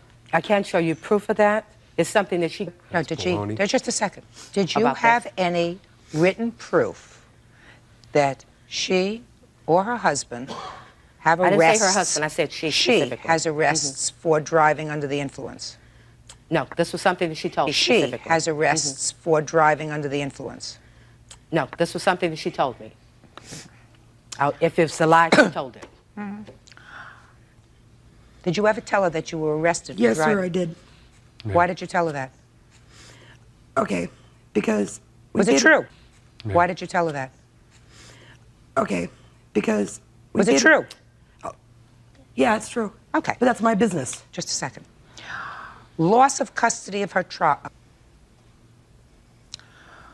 Welfare fraud. Again. Welfare fraud. Again, something she admitted to. That's not true. Oh, no. Oh, This no. is something she admitted to. I have witnesses to that, too, Your Honor. Yeah, oh, no, I never committed fraud. Just a second. Oh, no. Eviction after eviction. The last several years. Okay, can I tell you why some of these things I know? Over the past few years, I worked legal at some time, and they were thinking about having me do a bankruptcy for them, okay? And this is all the information that came out during that time when they were trying to tell me about their bankruptcy. Yeah. Okay. Miss Woolfolk, I have a couple of questions. I mean, they're tell me about their bankruptcy. Yeah. Okay. Miss Woolfolk, I have a couple of questions. I mean, there are a lot Sure. of things in this letter that suggest that you people don't get along as neighbors. Don't at all. You're right. And that you intend to pursue this matter legally, and that, according to the letter, you are trying to get a restraining order against the Exactly. plaintiffs. Just pay attention. You are trying to get a restraining order against them to stay away from you and your property. Exactly. And I assume that the thrust of this letter, you say, which brings me to the focal point of this letter, that you are trying to get a restraining order and request the assistance of, I assume, all the people that you sent this letter to. Should you see either one of these two people Yes. in or near my property, please call 911. That's correct. Right? Continued harassment. Just a second. Intimidation. So my question to you is, what do the following things have to do with you? DUI arrests, loss of custody of her child, welfare fraud, eviction. What did they have to do with me personally? Yes. Or the sale. Okay. They had personally. They had nothing to do with me. Good. So Okay. what do they have to do with the focal point of this letter? The focal point of the letter was to say these people are intimidating me. These people Well, you've are said no. harassing me. You've said that. That these people are accusing me of calling a social worker. Did you read that part? No. They're accusing me of turning them into welfare fraud. No, listen to me. I'm not addressing that. Okay. I'm looking at this letter, and you say that they have done and said a lot of very hurtful things, hurtful and harassing things Yes, to that's you. right. None of which is germane to any of these acts that you attribute to them. The DUI arrests, the Right. loss of custody, welfare fraud, anything else. That doesn't have anything to do with what you're complaining about. So you gratuitously put that in this letter. No, that's sure, I understand what you're saying. I think you're full of baloney. Yeah. I think that you put this in the letter just to embarrass them. Sure, I understand what you're saying. I think you're full of baloney. Yeah. I think that you put this in the letter just to embarrass them. Well, she needs to be No, embarrassed. no, just a you know, I wanted to keep her from intimidating me anymore. No, okay. I wanted to stop her from Okay. harassing me. She Okay. stayed in the house 3 weeks, and that Okay. was fine Now, with just me. a second. She should have been embarrassed. Hey. I was. Hey. Humiliated, embarrassed. Hey, just a second. You want to say something? You're dying to say something. Yes, I am. Well, stand up. That's not true, Your Honor. What's not true? This woman is harassing her. I haven't gotten to that yet. Okay, well. Just a second. I'm talking about this letter. That's what I'm talking about. That's the first thing. I'm talking about this letter. That's what I'm talking about. That's the first thing I'm addressing. I'm going to address everybody's I complaint. understand I'm addressing this letter. And I absolutely understand that if any of this is true, it's conduct that should not be tolerated. If any of this harassment is true, it should not be tolerated. Right. What I'm addressing is the gratuitous, She's saying I shouldn't have said that. gratuitous statements in here about them that had absolutely nothing to do with the problem of harassment. You got it? Do you I understand that. I understand. Judge Judy continues in a moment. I wrote the letter in November. This recording was made January the 15th. I've read the you wrote. Carol, watch your back. Real cases, real people. Judge Judy. Jeff and Lori Haskett are suing Carol Woolfolk for defaming them to their neighbors. Carol claims the Hasketts make discriminating remarks against her. You have a counterclaim. Yes, I do. You have typewriter estimate, $150. Correct. That's the typewriter that they've had since November the 7th. How did they get the typewriter, Miss Woolfolk? They came over. She came over first and asked me to loan it to her. I have two. I didn't. Shut up! Lie. I'm sorry. Okay, I told her no. So, of course, he comes. Jeff, I never have a problem with. Never have. It's her.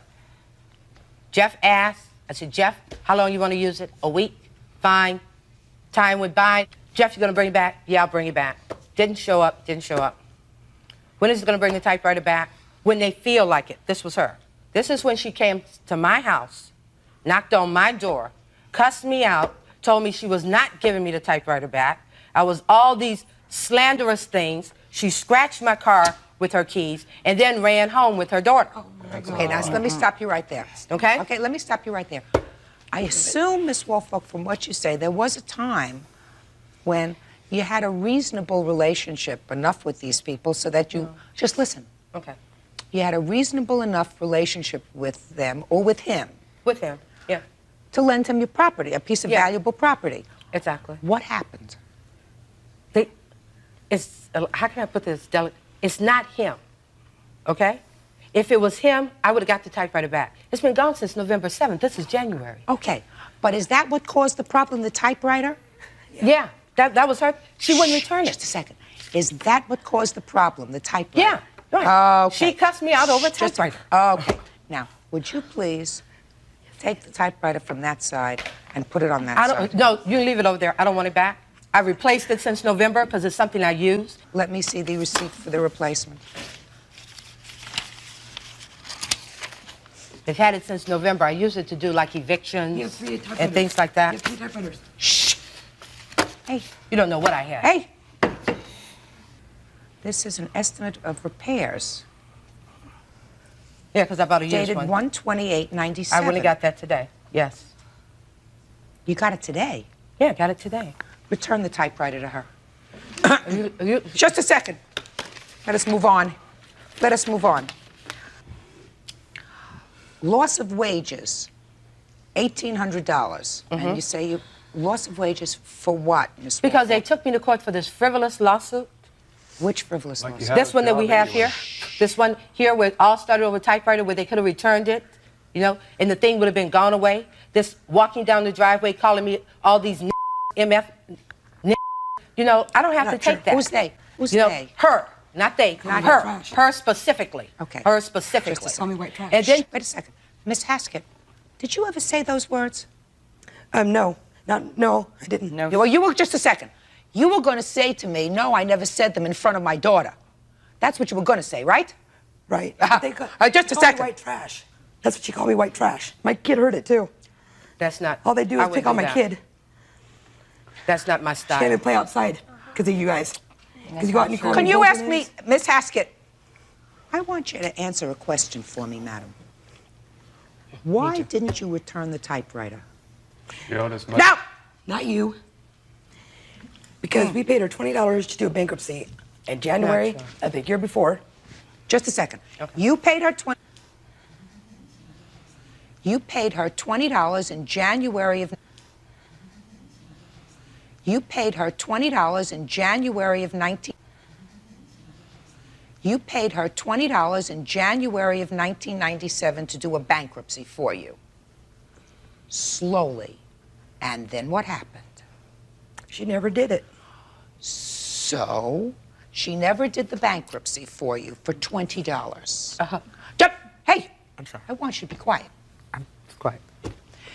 So you borrowed her typewriter. You did. Yes, ma'am. And I'm still waiting for you to tell me why you didn't return the typewriter. Because she never finished the bankruptcy. So you decided to keep her typewriter. And that's what all this trouble started over. Come. Because if this lady was supposed to do something for you and you paid her $20, come. Because if this lady was supposed to do something for you and you paid her $20 and she didn't do it, you had several choices. You could have either written it off. You could have written she didn't do it. You had several choices. You could have either written it off. You could have written her a letter. And you could have said, I want my $20 back. We did. And if she didn't give it to you, you could have sued her. But what you chose to do is take her very expensive machine and keep it, according to your wife, sir, unless you're calling your wife a liar. No, but You're calling your wife a liar? No, I'm not. Well, that's what she says. She says she kept. Sentence. What? I'd like to finish what I was going to say. Go ahead. This $150 typewriters of hers, she kept outside in the yard. In the rain. It was an extra. It was rusty. It never. What does that have to do with you? Whether she keeps it outside, whether she keeps it hanging from her. What does that have to do with you? Whether she keeps it outside, whether she keeps it hanging from her tree, whether she wants to wear it as a lorgnette around her neck. It's her typewriter. She can do whatever she wants with it. You went over and borrowed it. Bingo. You went over and borrowed it. Bingo. Don't irritate. I'm sorry. Judge Judy continues in a moment. You cannot prove without a voice expert, and I'm certainly not I'll a gladly voice bring my expert. phone bill and that'll prove it too. Do I look like I need help from you? Real cases, real people. Judge Judy. Jeff and Lori Haskett say their neighbor, Carol Woolfolk, slandered them. Carol says they harassed her. It was very, very wrong of you to write this letter, because it's not right to divulge things that have been told you in some sort of a confidence. Whether It wasn't was a confidence. Sure it was. You just No, they told knew. No, listen to me. Everybody knew. Hey, I'm really smart. Okay. All right? You just told me 5 minutes ago, and my memory is totally intact, that you found out certain of this information when you were eviction. preparing their bankruptcy. So that was told to you in what we call a fiduciary relationship, which means you were preparing papers for them and you found out certain information. Can I say something? Nothing.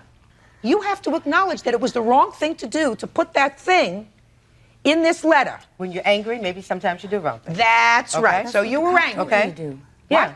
That's what the officer told her to do. She called Well, he Gardena. he didn't tell me specifically to do that. Of course she did. Why don't you Okay. just sit down? But he did Hey, tell me to write the letter. Hey, why don't you just sit down? But he did tell me to write the letter to stop the intimidation and harassment. Listen, He suggested. I said to you, there's nothing wrong with Yeah, writing the exactly. letter. The problem was the other things that you put in the letter. That Yeah, you, you know, you're angry. You're angry. That's You've been absolutely- wrong. Me of doing You know, criminal activities, people. like selling food stamps. Hey, She bought them. listen. You're a liar. Listen to me. Listen to me. You don't come into court, sir, with clean hands. Neither you nor your wife. You know what that means? It means that you started this problem. She reacted to it, but you started it. And you started this because you did the wrong thing. Now, you say that you have received death threats. Yep. And you wanted me to hear, I assume, something on that tape recorder. Carol, there's the people up front. I've read the you wrote. In a letter. You are not going to get enough until we come through that brilliant. Carol, watch your back. Does that sound like my voice? 141. We didn't do it. Prove it. Go Let's to the tape my company, prove voice it. on there right now. That's why and I'm see Holy what it Bible. I sounds didn't do like. it. We are not that dumb. We took it to court. I wrote the letter in November. This recording was made January the 15th.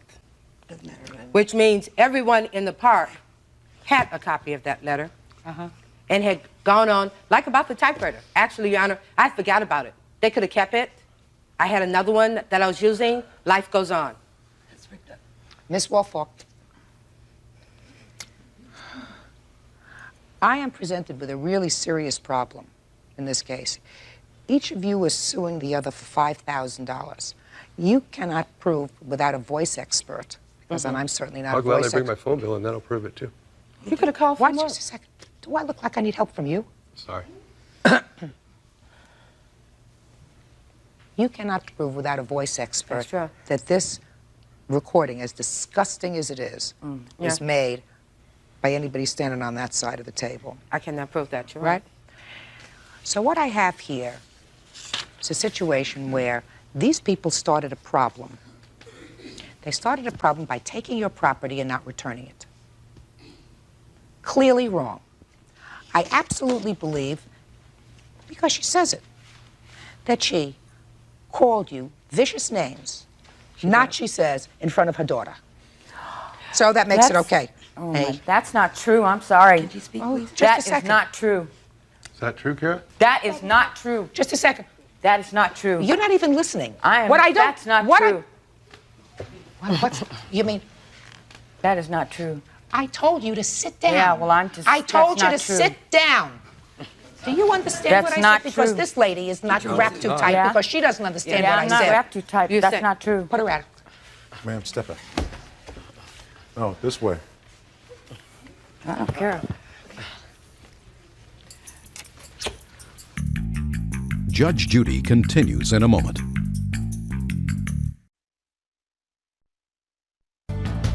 Now, Mr. and Mrs. Haskett, you want $5,000? Yes, ma'am. You get $5. That's what you're going to get. You started this problem, and that's what you're going to get, $5, which, madam, you are going to have to pay them. Do you understand? $5. So I get harassed, and I get Just a nothing. second. Okay. Just a second. Now, you have a counterclaim. That's right. And she has acknowledged that she called you names which are terrible. Made life uncomfortable. Made life uncomfortable. Not as uncomfortable as you're making it for my daughter. And you have a legitimate complaint against them. So I am awarding you on your counterclaim $5. You understand? You people had better stop torturing each other. You did the absolute wrong thing. She did the wrong thing by circulating those things in that letter against you. She did the wrong thing. She acknowledges she did the wrong thing. Yeah, She says she was angry. Yeah. She was angry because of the way you were treating her. And you were treating her in a miserable way, considering the fact that you started all the trouble over this stupid machine. Don't work. See, it don't work. We each have a judgment for $5 against the other. Thank you very much. This case is over. Parties are excused. You may step out. Yeah, that's fine. Yeah, thank you.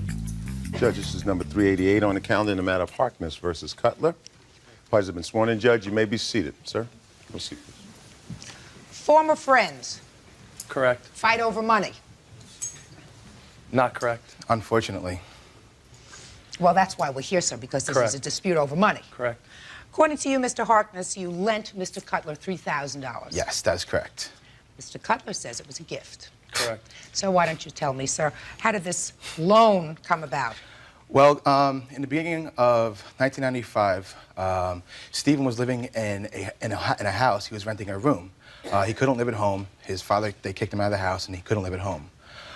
He had nowhere else to go, and he was also getting kicked out of this new apartment that he had gone into. And he came to me and said, you know, John, can you give me $5,000? I said, Stephen, you know, $5,000 is a lot of money. You know what I mean? I really can't give you $5,000. I said, What kind of work do you do that you had well, thousands of dollars? unfortunately, when I was younger, I had cancer, and I had gotten a settlement for it. And so when I How was... did you get a settlement for having cancer? Well, because I was misdiagnosed for not having it. And then I did have it, so it was a big, drawn-out thing. When I was 19, I got a settlement and put it away. So And Mr. Cutler, you knew that he was getting a settlement? Yes. Okay, go ahead. So Steve...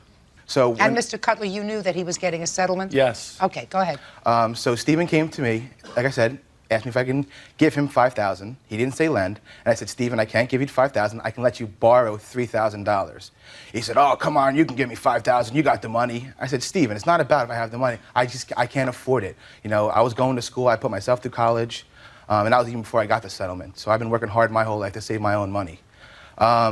He said, come on, please, please, please, you know. I said, all right, listen, I can let you borrow $3,000, but you got to pay me back. He said, well, I can't pay you back right away.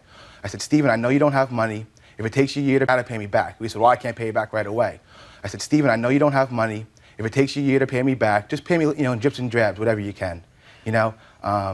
So I gave him the money. He was so happy, you know. He said, thank you. My witness was What present. did you write him a check? I wrote him a check. And when I went to write him the check out, he said, don't write the check out to me, write it out to my father because I don't have enough money in my account to cover it.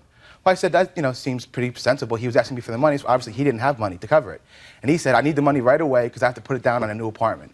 So I said, no problem. I wrote the check out to his father so his father could cash it. After I gave him the money, I saw him less and less over the next 6 months. Come that October, I went back to college to get my bachelor's degree. And then I saw Steven less even more. So I called Steven up. Hey, Steve, I haven't talked to you in so long. How you been? What's going on? This and that. We talked like old buddies, like nothing had ever happened. Soon as I mentioned the money. What money? I said, Steven, come on. You know, we grew up together. What do you mean, what money? You know? He said, you said that was a gift. I said, Steven, come on. Who's going to give somebody $3,000? I was like, I haven't even given anybody in my own family $3,000, let alone a good friend. I said, I can let you, I'll let you borrow it. We said, that's not what you told me, and hung up the phone. Okay, stop. Mr. Cutler, did you need money? No, I did not, Your Honor. You were working in 1995? Yes, I was. What kind of work were you doing? Work and just distribution, loading trucks up. Okay. Were you... Work and just distribution, loading trucks up. Okay. Were you evicted from residences at that time? No, I wasn't. Your Honor, Well, tell me... Your Honor, that's a lie. Just a second. We let you speak. Get back in a second. You don't deny that he transferred, I'm not going to say gave, loaned, or whatever, he transferred $3,000 to you for your benefit? Yes, he did. Yes, he did. Now, you tell me how that came about, sir. We were longtime friends. We grew up together in the same neighborhood. And I knew John was getting a settlement and in the neighborhood. And I knew John was getting a settlement. And he said to me, he said, Steve, he said, if I ever get a large settlement, he says, I'm going to take care of you and George Altz because you guys have been my best friends for so many years. Now, that's what he said to me. He said, you guys are going to get $5,000 each and a trip to Europe, he said to me. He said, I'm going to take you to Europe on me. That's what he told me. I'm going to take you to Europe. To Europe, yes, on him. Just That we were going to go backpacking, hiking. So did you ever do that? No, we didn't. No, we Okay. didn't. So tell me about the $3,000. So as time went on, we were in the basement and together, and he said, Steve, he said, remember when I told you I was going to give you $5,000? I said, yes. He said, well, I can't afford to give you $5,000. He said, I spent a lot of money. He said, but I could afford to give you $3,000. You mean, and that just came out of the blue? Yes. Just to hanging out in the basement? Yeah, we were, yes. Did you say to him, what happened to the backpacking that we were going to do, the traveling No, we were going to do? I never brought up Europe. I wasn't going to be greedy. I figured whatever, you know, he was going to give me, he was going to give me. So it just came out of the blue? To be honest with you, it's been a few years. I don't remember the exact conversation, how it was brought up. I do. To be honest with you. Go ahead. It never took place in my basement. Yes, it did. When he was living in the house and he was getting kicked out, that's when the money transpired, actually. Mr. Alt was present. He was present? Step up here, sir. Yes, he was. Your Honor, Step up here, he's sir. lying, Your Honor. Just He's a lying. second. That's my strong suit, sir, to tell who's lying. What makes sense? Common sense. Yes. How you doing? Your name is... I'm George doing Waltz. fine. How are you doing? Good. Pleased to hear that. Your name is? George Waltz. Basically, me and Steve talked about getting a loan from John. Actually, it wasn't a loan. We wanted to receive $5,000. Stephen ended up asking him. I just kind of stayed off to the side. A short time after, Steve came back and said, he's not going to loan us $5,000. He'll let us borrow $3,000. Why were you looking to borrow money? Because I was in debt at the time, and I had a lot of bills. So did Stephen. So Stephen said, you know, I asked him, he would loan me $3,000. I said, I don't want a loan. If he's going to give me $3,000, I'll take the $3,000. I don't want another loan to get out of debt, to get back in debt with a friend. So I said, it's not even worth it. Why would you think that your friend, Mr. Harkness, would give you money? Like, we grew up together. I would. You got to understand our circumstances. You know, we've been through a lot since little kids. I thought Smeltzer, I know all three of these men here for well over 15 years. When John received his lawsuit, for years, well before he received it, Steve and George had been his best friend, lifelong best friends. John had bragged countless times, and specifically, that he was going to take care of them financially and give them a gift. That's a lie, Your Honor. Just a second.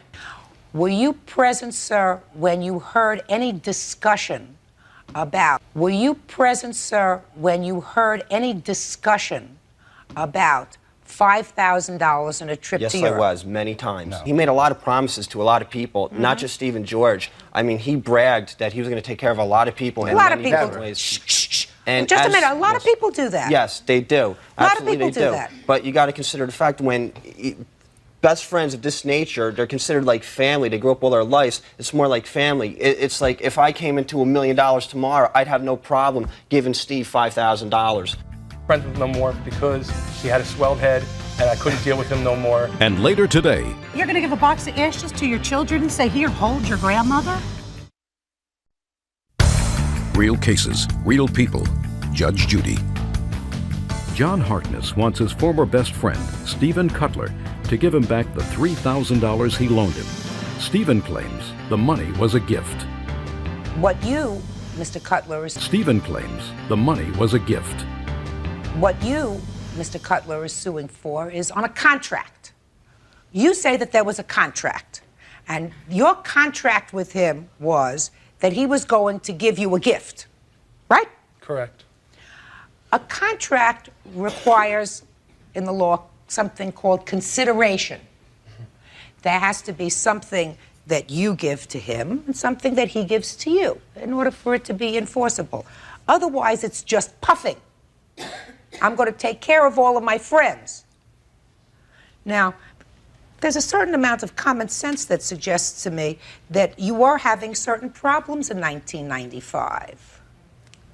Your Honor, That has a ring of truth to it, sir. Your Honor, $3,000 wasn't going to make any difference in my life at that time. He was getting kicked out of the party. Whatsoever. Just a second. Whatsoever, Your Honor. Just a $3,000. second. Then why, Mr. Cutler, would you think, sir, that after several years, because this transaction took place several years ago, that Mr. Harkness would at this point sue you for the $3,000? Because he's a bitter man, Your Honor. Just a second. Why do you think he's a bitter man? He's a bitter man because I was friends with him for a year after he gave me the $3,000. After that, I couldn't be friends with him no more because he had a swelled head and I couldn't deal with him no more. And a lot of people the same way. So don't tell me about a lot of other people. What Two about years you? later, he calls me up on the phone and said, Steve, he says, the money that I gave you, I want it back. I said, John, you gave it to me as a gift. He said, doesn't matter. We don't speak no more. He says, I want the money back. I said, well, you're not going to receive the money. You gave it to me as a gift. And he said, well, I'll see you in court. And I said, I'll see you in court then. Just a second. I'm going to resolve this in a minute. Did he make the check payable to your father? Yes, he did. He told me, Your Honor, the reason why he made it out to my father was he told me, he goes, I don't want you spending it all in one place. He goes, I feel if your father is involved with it, he goes, your father will look out for the money better than you will. And that's why he wrote my check to my father. Oh, no. You see, a very important thing for you to remember, sir, is that common sense is what's supposed to prevail in a court. If he were giving you money outright, he would have given you the check made out to you. And I'm going to tell you why. Because if you didn't need the money immediately, you could have opened up a bank account, put that check in the bank account, and waited for the check to clear. The fact that he made the check out to your father suggests to me that you needed the money immediately. Yes. And thank you for agreeing with me. Sorry. I also think, Mr. Cutler, that of all of his friends, I haven't heard of anybody else that just took money from him. Right? You haven't told me about anybody else that just took money. I'm the only one here, Your Honor. There were other people. There were other people. No, it wasn't. I could have brought many witnesses here, but... Name one. Just a second. Why'd you bring him? Hey! Sorry. Sit down now. Mr. Harkness, I am satisfied based upon primarily the one tangible thing that we know, which is that you both agree on, that you made the check payable to his father, and that suggests to me that there was an immediate need that he had for the funds, Yes, which Your Honor. supports your story that he needed the funds immediately for a new apartment, which is totally different from what he's saying is that you were in the basement of your building making out a check and you said, I hear I'm going to give you some money. No, never happened. Well, I know you say it never happened. So I am giving you a judgment, sir, in the amount of $3,000, which is the amount of the loan. Thank you, that's all. Why is that excused? You may step out. That's right. Out this way, gentlemen. This way. Other back, go to your right. A freak in disguise, bro. See, that's all he can say. A freak in That's disguise. all he Look can at you. say. Rip off that suit and That's all not he the can white say. trash. White trash with a Mama's a freak, with his a dad's a bachelor's freak, degree. his whole family's Bachelor's freak. degree. Ask him what degree he has. Ask him how many degrees he has. Nothing. I'm white trash. And now the next case. Party's on Gendron versus Gendron. Step forward, please. 42-year-old Suzanne Gendron wants her former sister-in-law, Teresa Gendron, to return the ashes of her mother. Very strange case. And very old. Your mother died 21 years ago, according to your complaint. Correct. How old was she when she died? She was 54. And according to your complaint, your former sister-in-law, that's you, has her ashes. Correct. And she's had them for 21 years. Yes. You want them back? Yes, Your Honor. First, what took you 21 years? I have been asking her since my children were born. We had an agreement that if and when I had children, because I was not married when my mom passed on, if and when I had children, that she would give the ashes to me to watch over my children. And when did you make this agreement?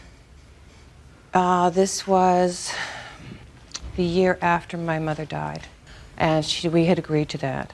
And I began asking her for them when my daughter was born.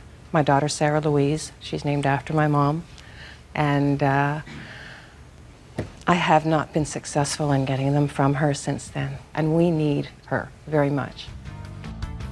Judge Judy continues in a moment. You don't know what it's like growing up in a house full Well, of men it's not with no like woman's Susan. touch. Susan, I'm No sorry. one- What woman's touch are you going to get from an urn or an ash? Real cases, real people. Judge Judy. 42-year-old Suzanne Gendron wants her former sister-in-law, Teresa Gendron, to return the ashes of her mother. Hello. How are you? So? I never agreed to give her back the ashes when her children were born. My mother-in-law confided in me that when she passed away, she wanted to be cremated, and she wanted her ashes thrown where her father used to dock his boat in Long Branch. I never knew exactly where this was, so I didn't want to just take her and just put her ashes anywhere. So the reason that I still have the ashes is because to this day I don't know exactly where she wanted her ashes thrown. She asked me to do this. I took it seriously, and that's why I still have the ashes. I never agreed to give you back the ashes. Were you close to your mother before she died? Yes, I was very close. And did you hear her say, was she ill before she died? No. She was not. So this No, she was, was her not. death was sudden? Very sudden. She had a heart attack. When did she tell you that she wanted to be cremated? She lived in Plainfield, and when she was in Plainfield, we spent a lot of time together. Suzanne didn't live in Plainfield. Suzanne lived in Montreal. And on one of our outings or trips to the shore, she told me that this is what she wanted because that's where she felt most peaceful. That's Now, right. Is that right? Yes, and I have explained to my sister-in-law that I am prepared and I insist that we fulfill my mother's last wish. My Aunt Beth and my brother went last summer together to the exact spot where my mom wants her ashes scattered, and it was always in the agreement that I would have my mother for a short time and then we would all go to that spot. We know exactly where it is. Great. Well, And then we this is a want- very easy lawsuit to We resolve. want to fulfill my mother's last wish. And so do you. And so do I. Good. And when do you intend to do that? Well, I was unaware that the aunt and my ex-husband knew or even went to this spot. Well, what but I then- want to know is why they didn't include me and bring me with them so that we could have fulfilled my mother-in-law's wishes a year ago. Absolutely. That's going to happen. That's going to happen. That's I never going to said I happen. wouldn't. When do you want it to happen is the question. On her 25th, on the anniversary, the 25th anniversary of her death, which will be in 3 years. No. Why would you want to wait another 3 years? Because I don't have very long to live. I've been diagnosed with 2 different terminal illnesses. And I would like, for my children and for myself, I have some very difficult battles to fight. And I need my mother's strength. And I don't think that after 21 years, I don't think that 2 years or 2.5 years is going to hurt my mom that much. I think she'll enjoy being with me her daughter and her grandchildren. Ms. Gendron, what you say is very sad, but you can't give yourself, nobody can predict the moment that an illness that you have, even if it's a terminal one, is going to cause you to leave this earth. And I wouldn't like you to live under that kind of an onus anyway. I mean, that's a terrible thing. Right now, your mother, and you acknowledge that, had a dying wish. And her wish was that she be cremated, which she was, and that she wanted to rest peacefully, having her ashes dispersed in a certain way. Yes. So you have to do that. Yes. And you have to do that now. It's been all too long delayed. Judge Judy continues in a moment.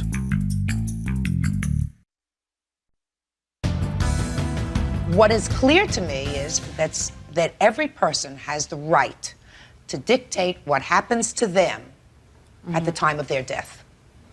Your mother did that. Yes, she It's did. been delayed for 21 years. It should not be delayed at all. I will make an order, and you tell me at what point you're going to be ready to go to New Jersey. That's where she wanted to be scattered. So you tell me when, and I will fix a time frame, a week or a 2-week period. Spring. In the spring? Step up here. Yes. April? Good. April. How about May? May 15th. That's my daughter's birthday. She's named after my mother. Is that a good date? That's a good date. May 15th? Yes. Fine.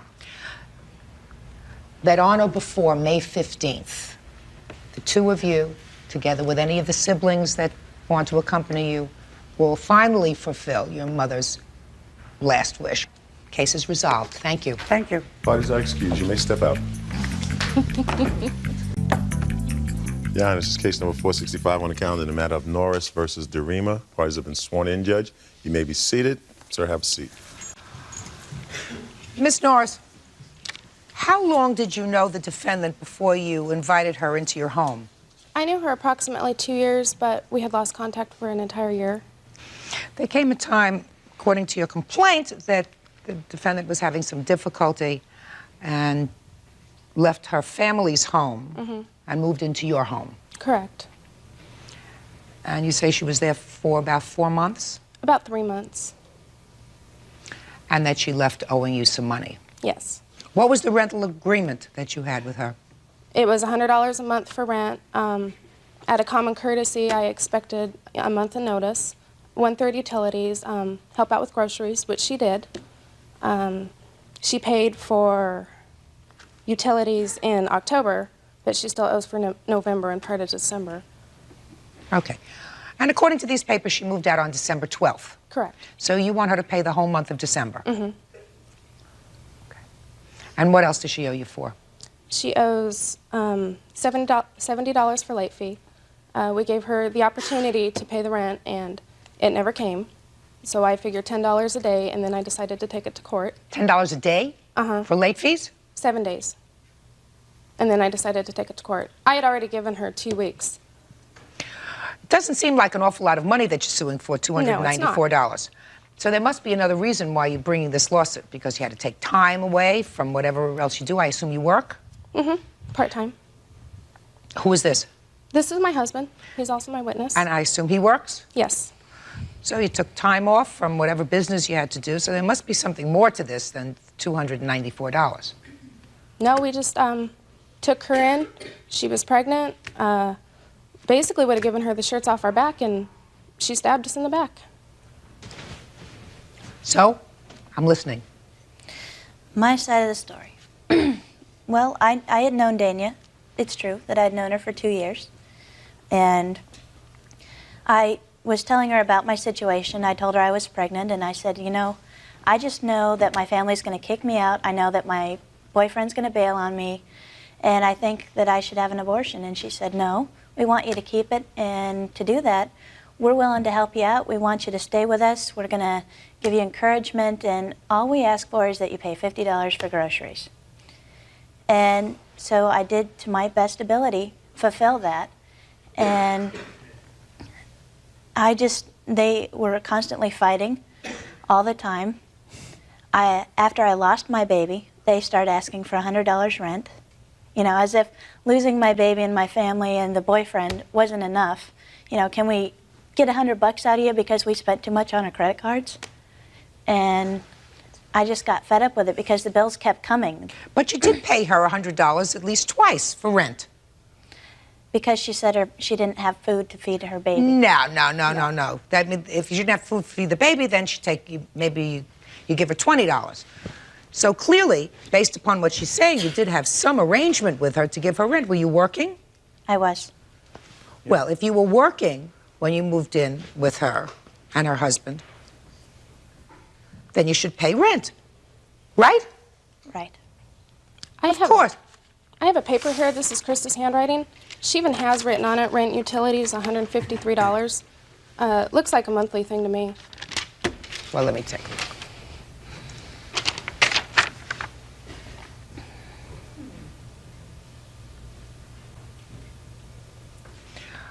Let me ask you this question. What did you write up this little sheet of paper for? To see what your expenses were? Indeed. Indeed. All state insurance, $153. What is that for? Auto insurance. For a car that belongs to you? Yes. Okay, so you have a car. What kind of car do you have? Ford Probe. And you pay $153 a month so that you can drive the car? Yes. And Colorado National Bank, $3,000. What was that for? It was a leftover expense from my fiance and I's bank account. You have a credit union payment? $2,000. Payment is $163. What kind of work do you do? I work for Allstate Insurance. And how long have you worked for them? I've worked for them for 4 months. And prior to that, who were you working for? I was working for Home Depot. In what capacity? I was a cashier. Okay. So you built up a lot of debt here. Indeed. Indeed you did. But one of the debts you had, madam, was to pay rent. Because you drive a car, you pay insurance, you buy clothes. According to this, you buy a lot of other stuff. And you even list here what your bills are, $153 rent and utilities. Right? So how can you say you didn't have an agreement with her to pay rent? I didn't have a written agreement. I never had a key to the house. My things were never secured. Look, you weren't a prisoner there, were you? No. So if you didn't like the accommodations, you pick yourself up, you pack up your little suitcase, and you leave. I had nowhere to go. That's not her fault, that's your fault. It's true. Come on. You had a verbal agreement that you would pay her $100 a month, you didn't pay it. Judge Judy continues in a moment. I was in the process of redeveloping a relationship with my family, and because of what she said to them, they won't talk to me anymore. I live across the street, they don't even wave. And later today, next thing I hear this verbiage, "Here I come, Herbert." He swung around with his fist and hit me in the right eye, and there was blood everywhere, and I couldn't see out of my right eye. real cases, real people. Judge Judy. Dania Norris is suing former roommate Krista DeReamer for running out on the rent. Krista says Dania slandered her by telling her parents she was a topless dancer. Look, what you are suggesting as far as late fees, I think is excessive. I really do. I also have some pictures, if you'd like to take a look at them. Yeah. One of them is probably not appropriate. Used condoms that were left between the mattresses and the wall. She left the place a mess. Is what you're saying she left the place a mess? I don't have to see the pictures. Now, these things that you are suing her for, a piece of the power and light, a piece of the phone, piece of the trash, piece of the water, cleanup fee. How much did you pay to clean up the place? We didn't clean anything, but I figured our time and effort to throw away the trash and the dead flowers is worth $10. It was very disrespectful. She was disrespectful. Now, we don't come up to a lot of money here. I'm going to address myself to your countersuit, which, at least on paper, looks like nonsense. You're countersuing for $1,200. In 3 minutes or less, tell me why. The reason being is because I was in the process of redeveloping a relationship with my family, and because of the night that she decided to go and tell them that about my past work experience, that they won't talk to me anymore. I live across the street, they don't even wave. My father had agreed to pay for my medical expenses for a year so that I could get back on my feet after my miscarriage. And because of what she said to them, I'll never have my family back, and I feel that the least I should get is my health. Where's your father? In Colorado. Well, let me explain something to you. You are asking me to assume that if she said anything to your father, it's because of that, in his mind, that he's not talking to you. That's right. Well, I can't do that. No court's going to do that. It's ridiculous. So your counterclaim is dismissed, and I'm giving you a judgment for $114. That's all. Parties are excused. You may step out. Thank you. Yeah. At the back, go to your right. We went over to her parents' house to see if they were willing to bail her out of trouble again. And they said that she's been lying to them ever since they can remember. I would say that they're small-town people that think small. And now the next case. Parties on Herbert versus Ryan. Step forward, please.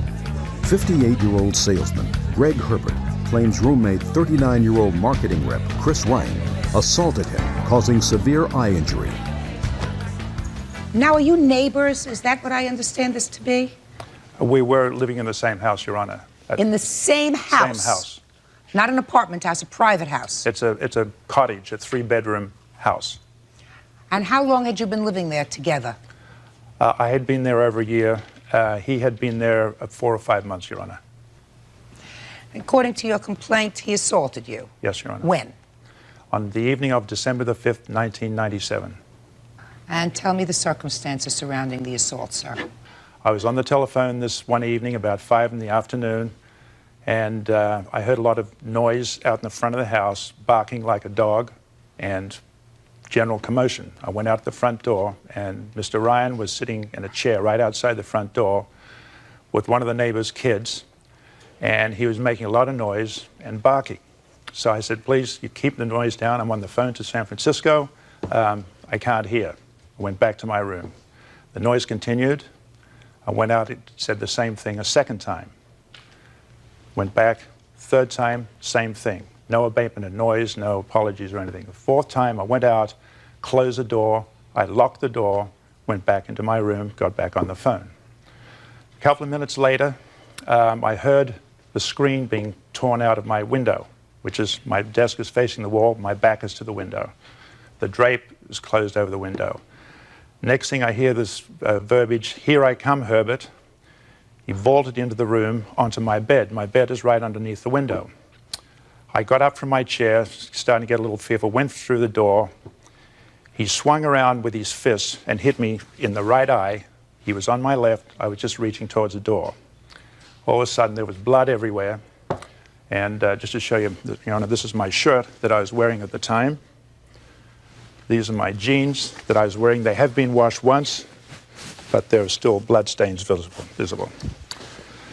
I have a cordless phone on my desk. I reached around, picked up the phone to dial 911. He grabbed hold of me, pulled me down, grabbed the phone out of my hand. So I immediately just got up, went into the bathroom. There was blood everywhere, and I couldn't see out of my right eye. I went over the sink. There was blood coming down to the sink, picked up a towel. He came into the room beside me and said, "Why did you get in my face?" So I said, well, I'm blind in one eye. I'm going to hospital. Judge Judy continues in a moment. You're not living together, are you? Did you move out? He moved out at the end of the month. He moved out. In December, yeah. Real cases, real people. Judge Judy. Greg Herbert is suing Chris Ryan for punching him in the eye. Okay, Mr. Ryan. Let me hear you, sir. On the day that we're talking about, I was on the porch, and I did have one of the neighbor kids over, and he was singing, and that's what Mr. Herbert came out, not any dog barking. Mr. Herbert came out the door, yelling at the top of his voice, telling us to quiet down. We're disturbing his peace and quiet in the bedroom. Went back in his room. Oh, first he told me he was going to kick my butt. Then he went back in the house and locked the door. He didn't come out 3 or 4 times. He came out once. I tried to get in the house. The door was locked. I tried all the other doors. They were locked too. I worked my way around to the back of the house where Mr. Herbert's window was. When I got to the window, I believe I surprised him. I have known Mr. Herbert for about 10 years and known Mr. Herbert to be extremely paranoid. I believe that when I caught Mr. Herbert off surprise, his paranoia and his hyperactivity, he lunged up to close the bedroom window, and he has a futon bed directly behind his desk. That's when he slipped and fell into the window. I, not knowing what was happening, put my hands up, and that's when I think his face hit the screen, which hit my hand, popping the screen off, cutting his eye. That's when he dialed, apparently, 911, walked out of the room, and that's when I came in the house, the only entrance I had. I didn't know what he was going to do. And that's what happened. And the police came. They took a police report. There were no arrests made. Loss of wages. The guy sells surfboards. How could he lose any wages? I didn't touch the gentleman. And that's what happened. All right. Now, is this a one-story house? It's a one-story house.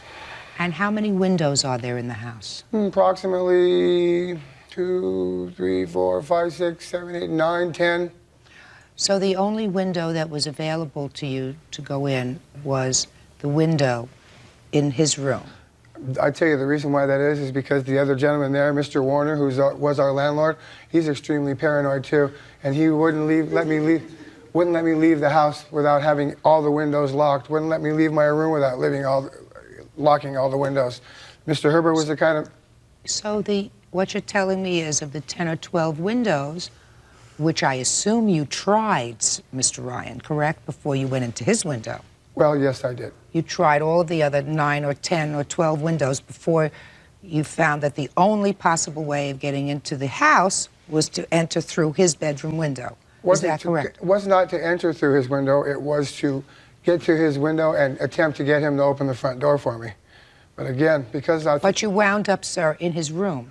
I wound up in his room after... You wound up in his room? Yes, I did. Did he pull you into his room? No, he didn't. Well, did some force greater than both of you force you into his room? There's no force. I told you after Mr. Herbert walked out of his bedroom, me not knowing what his next move was, I came in through the window to get back into the house. Now, how high up was the window? Shoulder height, I would say. So you had to sort of lift yourself up. It's not a walk-in window. Yeah. Okay, so let me understand this. Because of the landlord, you're the landlord? No, I'm the original tenant. Okay, because of this gentleman and his paranoia, all of the other 12 windows on the first level were bolted. So the only place that you could go was to his window. And you never entered into the room until after he somehow fell on the screen, which caught in somehow contact with your hand. He didn't actually fall on the screen. Which somehow hit his eye. Well, it kind of sounds like you're kind of putting words into my mouth, Your Honor. Listen, sir, I couldn't understand, quite frankly, your explanation. I just told you, he jumped up. He jumped up. He slipped on the bed, apparently, behind him, lunging to get the window closed, apparently, because of his paranoia. What do you mean closed? Was his window open? Oh, yeah, the window was open. His bedroom window was open. And no screen in it? No, it did have a screen on it. So the what screen popped off after he fell into it. Bonk. Screen pops off. It popped off outside or inside? Outside. It popped off outside, and somehow when it popped off, he cut his eye? I think when he fell from slipping on the bed into the screen. Look at the shape the gentleman's in. Judge Judy continues in a moment. It's my job to try to evaluate the evidence that's presented before me, what sounds as if it's common sense, logical, and what sounds as if it's a crock of baloney. On that side, we have a crock of baloney. Flying screens, slippage, bolted windows. Now, Mr. Herbert, I will tell you now, sir, that I don't excuse you for locking the door. I mean, you know, he's supposed to have access to the house, so that what you did was wrong to lock the door. But I don't think that that in any way contributed to what happened to you, because Mr. Ryan, if he were acting in a normal, adult fashion, could have either called the landlord, called the police, and say, I've been locked out of my house.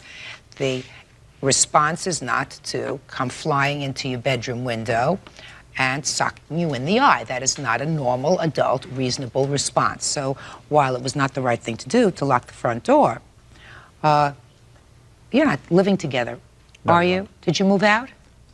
He moved out at the end of the month. He moved out. In December, yeah. For everyone, I'm sure, Mr. Ryan. Mr. Herbert, you are suing the defendant for $5,000. Yes, ma'am. Based upon the...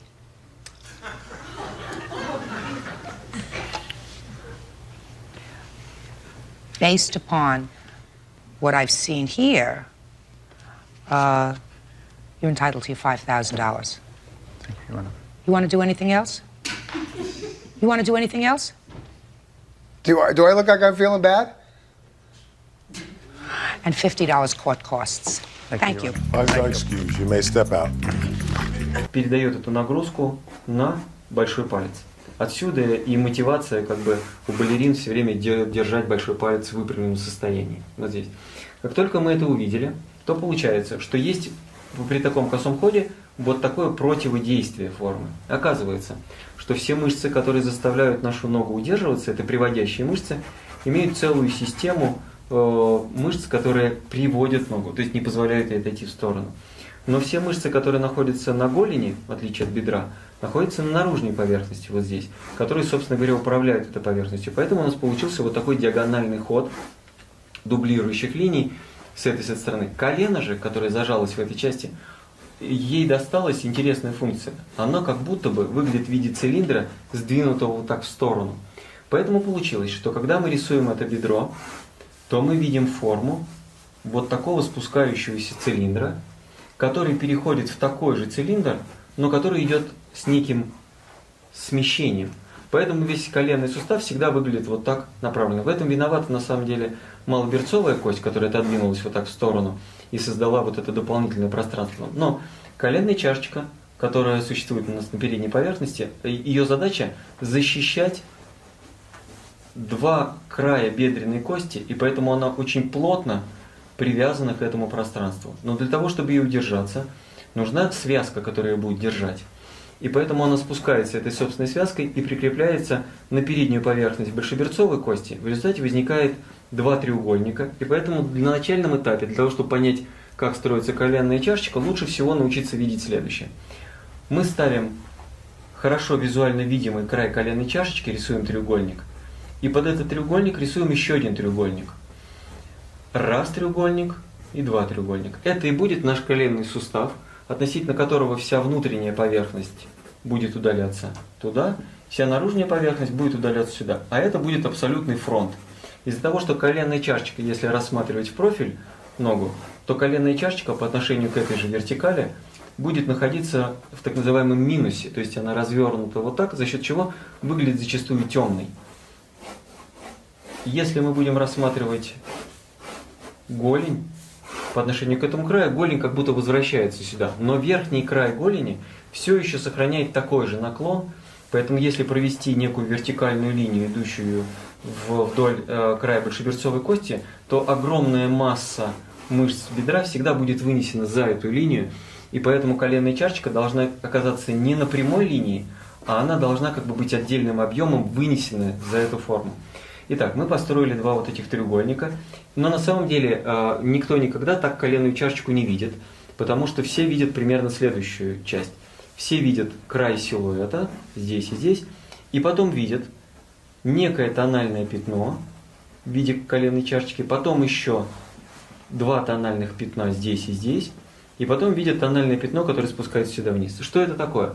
Под коленной чашечкой прячется подколенный жир. И в тот момент, когда вы выпрямляете ногу целиком, подколенный жир выскакивает с двух сторон, с одной и с другой стороны.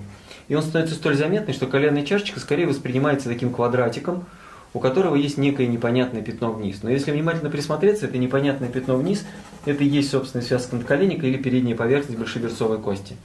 Поэтому как бы жировые комочки нас не выскочив, не отвлекали, но мы должны все равно почувствовать вот эту массу треугольника массу этого треугольника, что позволит нам сразу кольцевать эту поверхность через эти края, и коленный сустав сразу становится объемный за счет этого. Такая неподвижность или такая стабильность коленного сустава будет происходить все время, когда нога выпрямлена, что позволит нам увидеть следующие очень важные вещи. Когда начинается бедро, в этой части, где выходит портняжный мускул, напрягающий широкую фасцию, вот здесь возникнет такой маленький треугольник, где прямая мышца выпрыгивает из общего объема. Так вот, это направление будет соответствовать направлению коленного сустава. Когда мы спустимся вниз, то направление подъема стопы также будет соответствовать параллельности этого объема. Также он будет параллелен и в большом пальце. Поэтому, когда вы начинаете рисовать ногу, то обычно вы делаете так, если она находится не в фасовом режиме, а как-то развернута на вас, то вы увидите следующее. Вы увидите поверхность переднюю бедра с боковой поверхностью, здесь идущей. Потом увидите коленный сустав, потом увидите форму голени, и потом появится такая же форма стопы, которая выходит здесь. И получается, что вот эти параллельные структуры стопы, вот эти параллельные передние плоскости голени, которые будут идти здесь, всегда будут параллельны друг другу, когда стопа выпрямлена. И будет такой же перпендикуляр по отношению к этому объему, который будет работать относительно этого края вот сюда внутрь. Это сразу будет давать ощущение максимальной глубины, то есть максимального пространства, которое можно добиться. Конечно, разбив на два счета нечестный, потому что это полная сфера, и она имеет многообразие всех плоскостей. Но представить себе структуру в начале в виде вот такой формы гораздо проще, гораздо легче, что позволяет вам с легкостью анализировать направление масс, и тогда вы можете врисовывать ногу в согнутом состоянии с внутренней части, точно так же понимая, как работает закон поворота бедра, что очень удобно, потому что вот эта поверхность, сохраняя свою параллельность, будет выглядеть очень убедительно. В реальной жизни в согнутой ноге на самом деле нарушается закон этой параллельности, потому что как только колено сгибается, связки расслабляются, и колено уже может вращаться. То есть может появляться вот этот люфт большеберцовой кости относительно бедренной части. Это будет происходить вот в этой части, вот здесь территории. И поэтому если человек повернет, например, носок в одну сторону или в другую, будет меняться угол наклона поверхности голени, что заставит стопу менять направление. Но обычно такие события очень хорошо видны, и вы начинаете с легкостью видеть эти поверхности. Ну вот секрет рисования коленного сустава.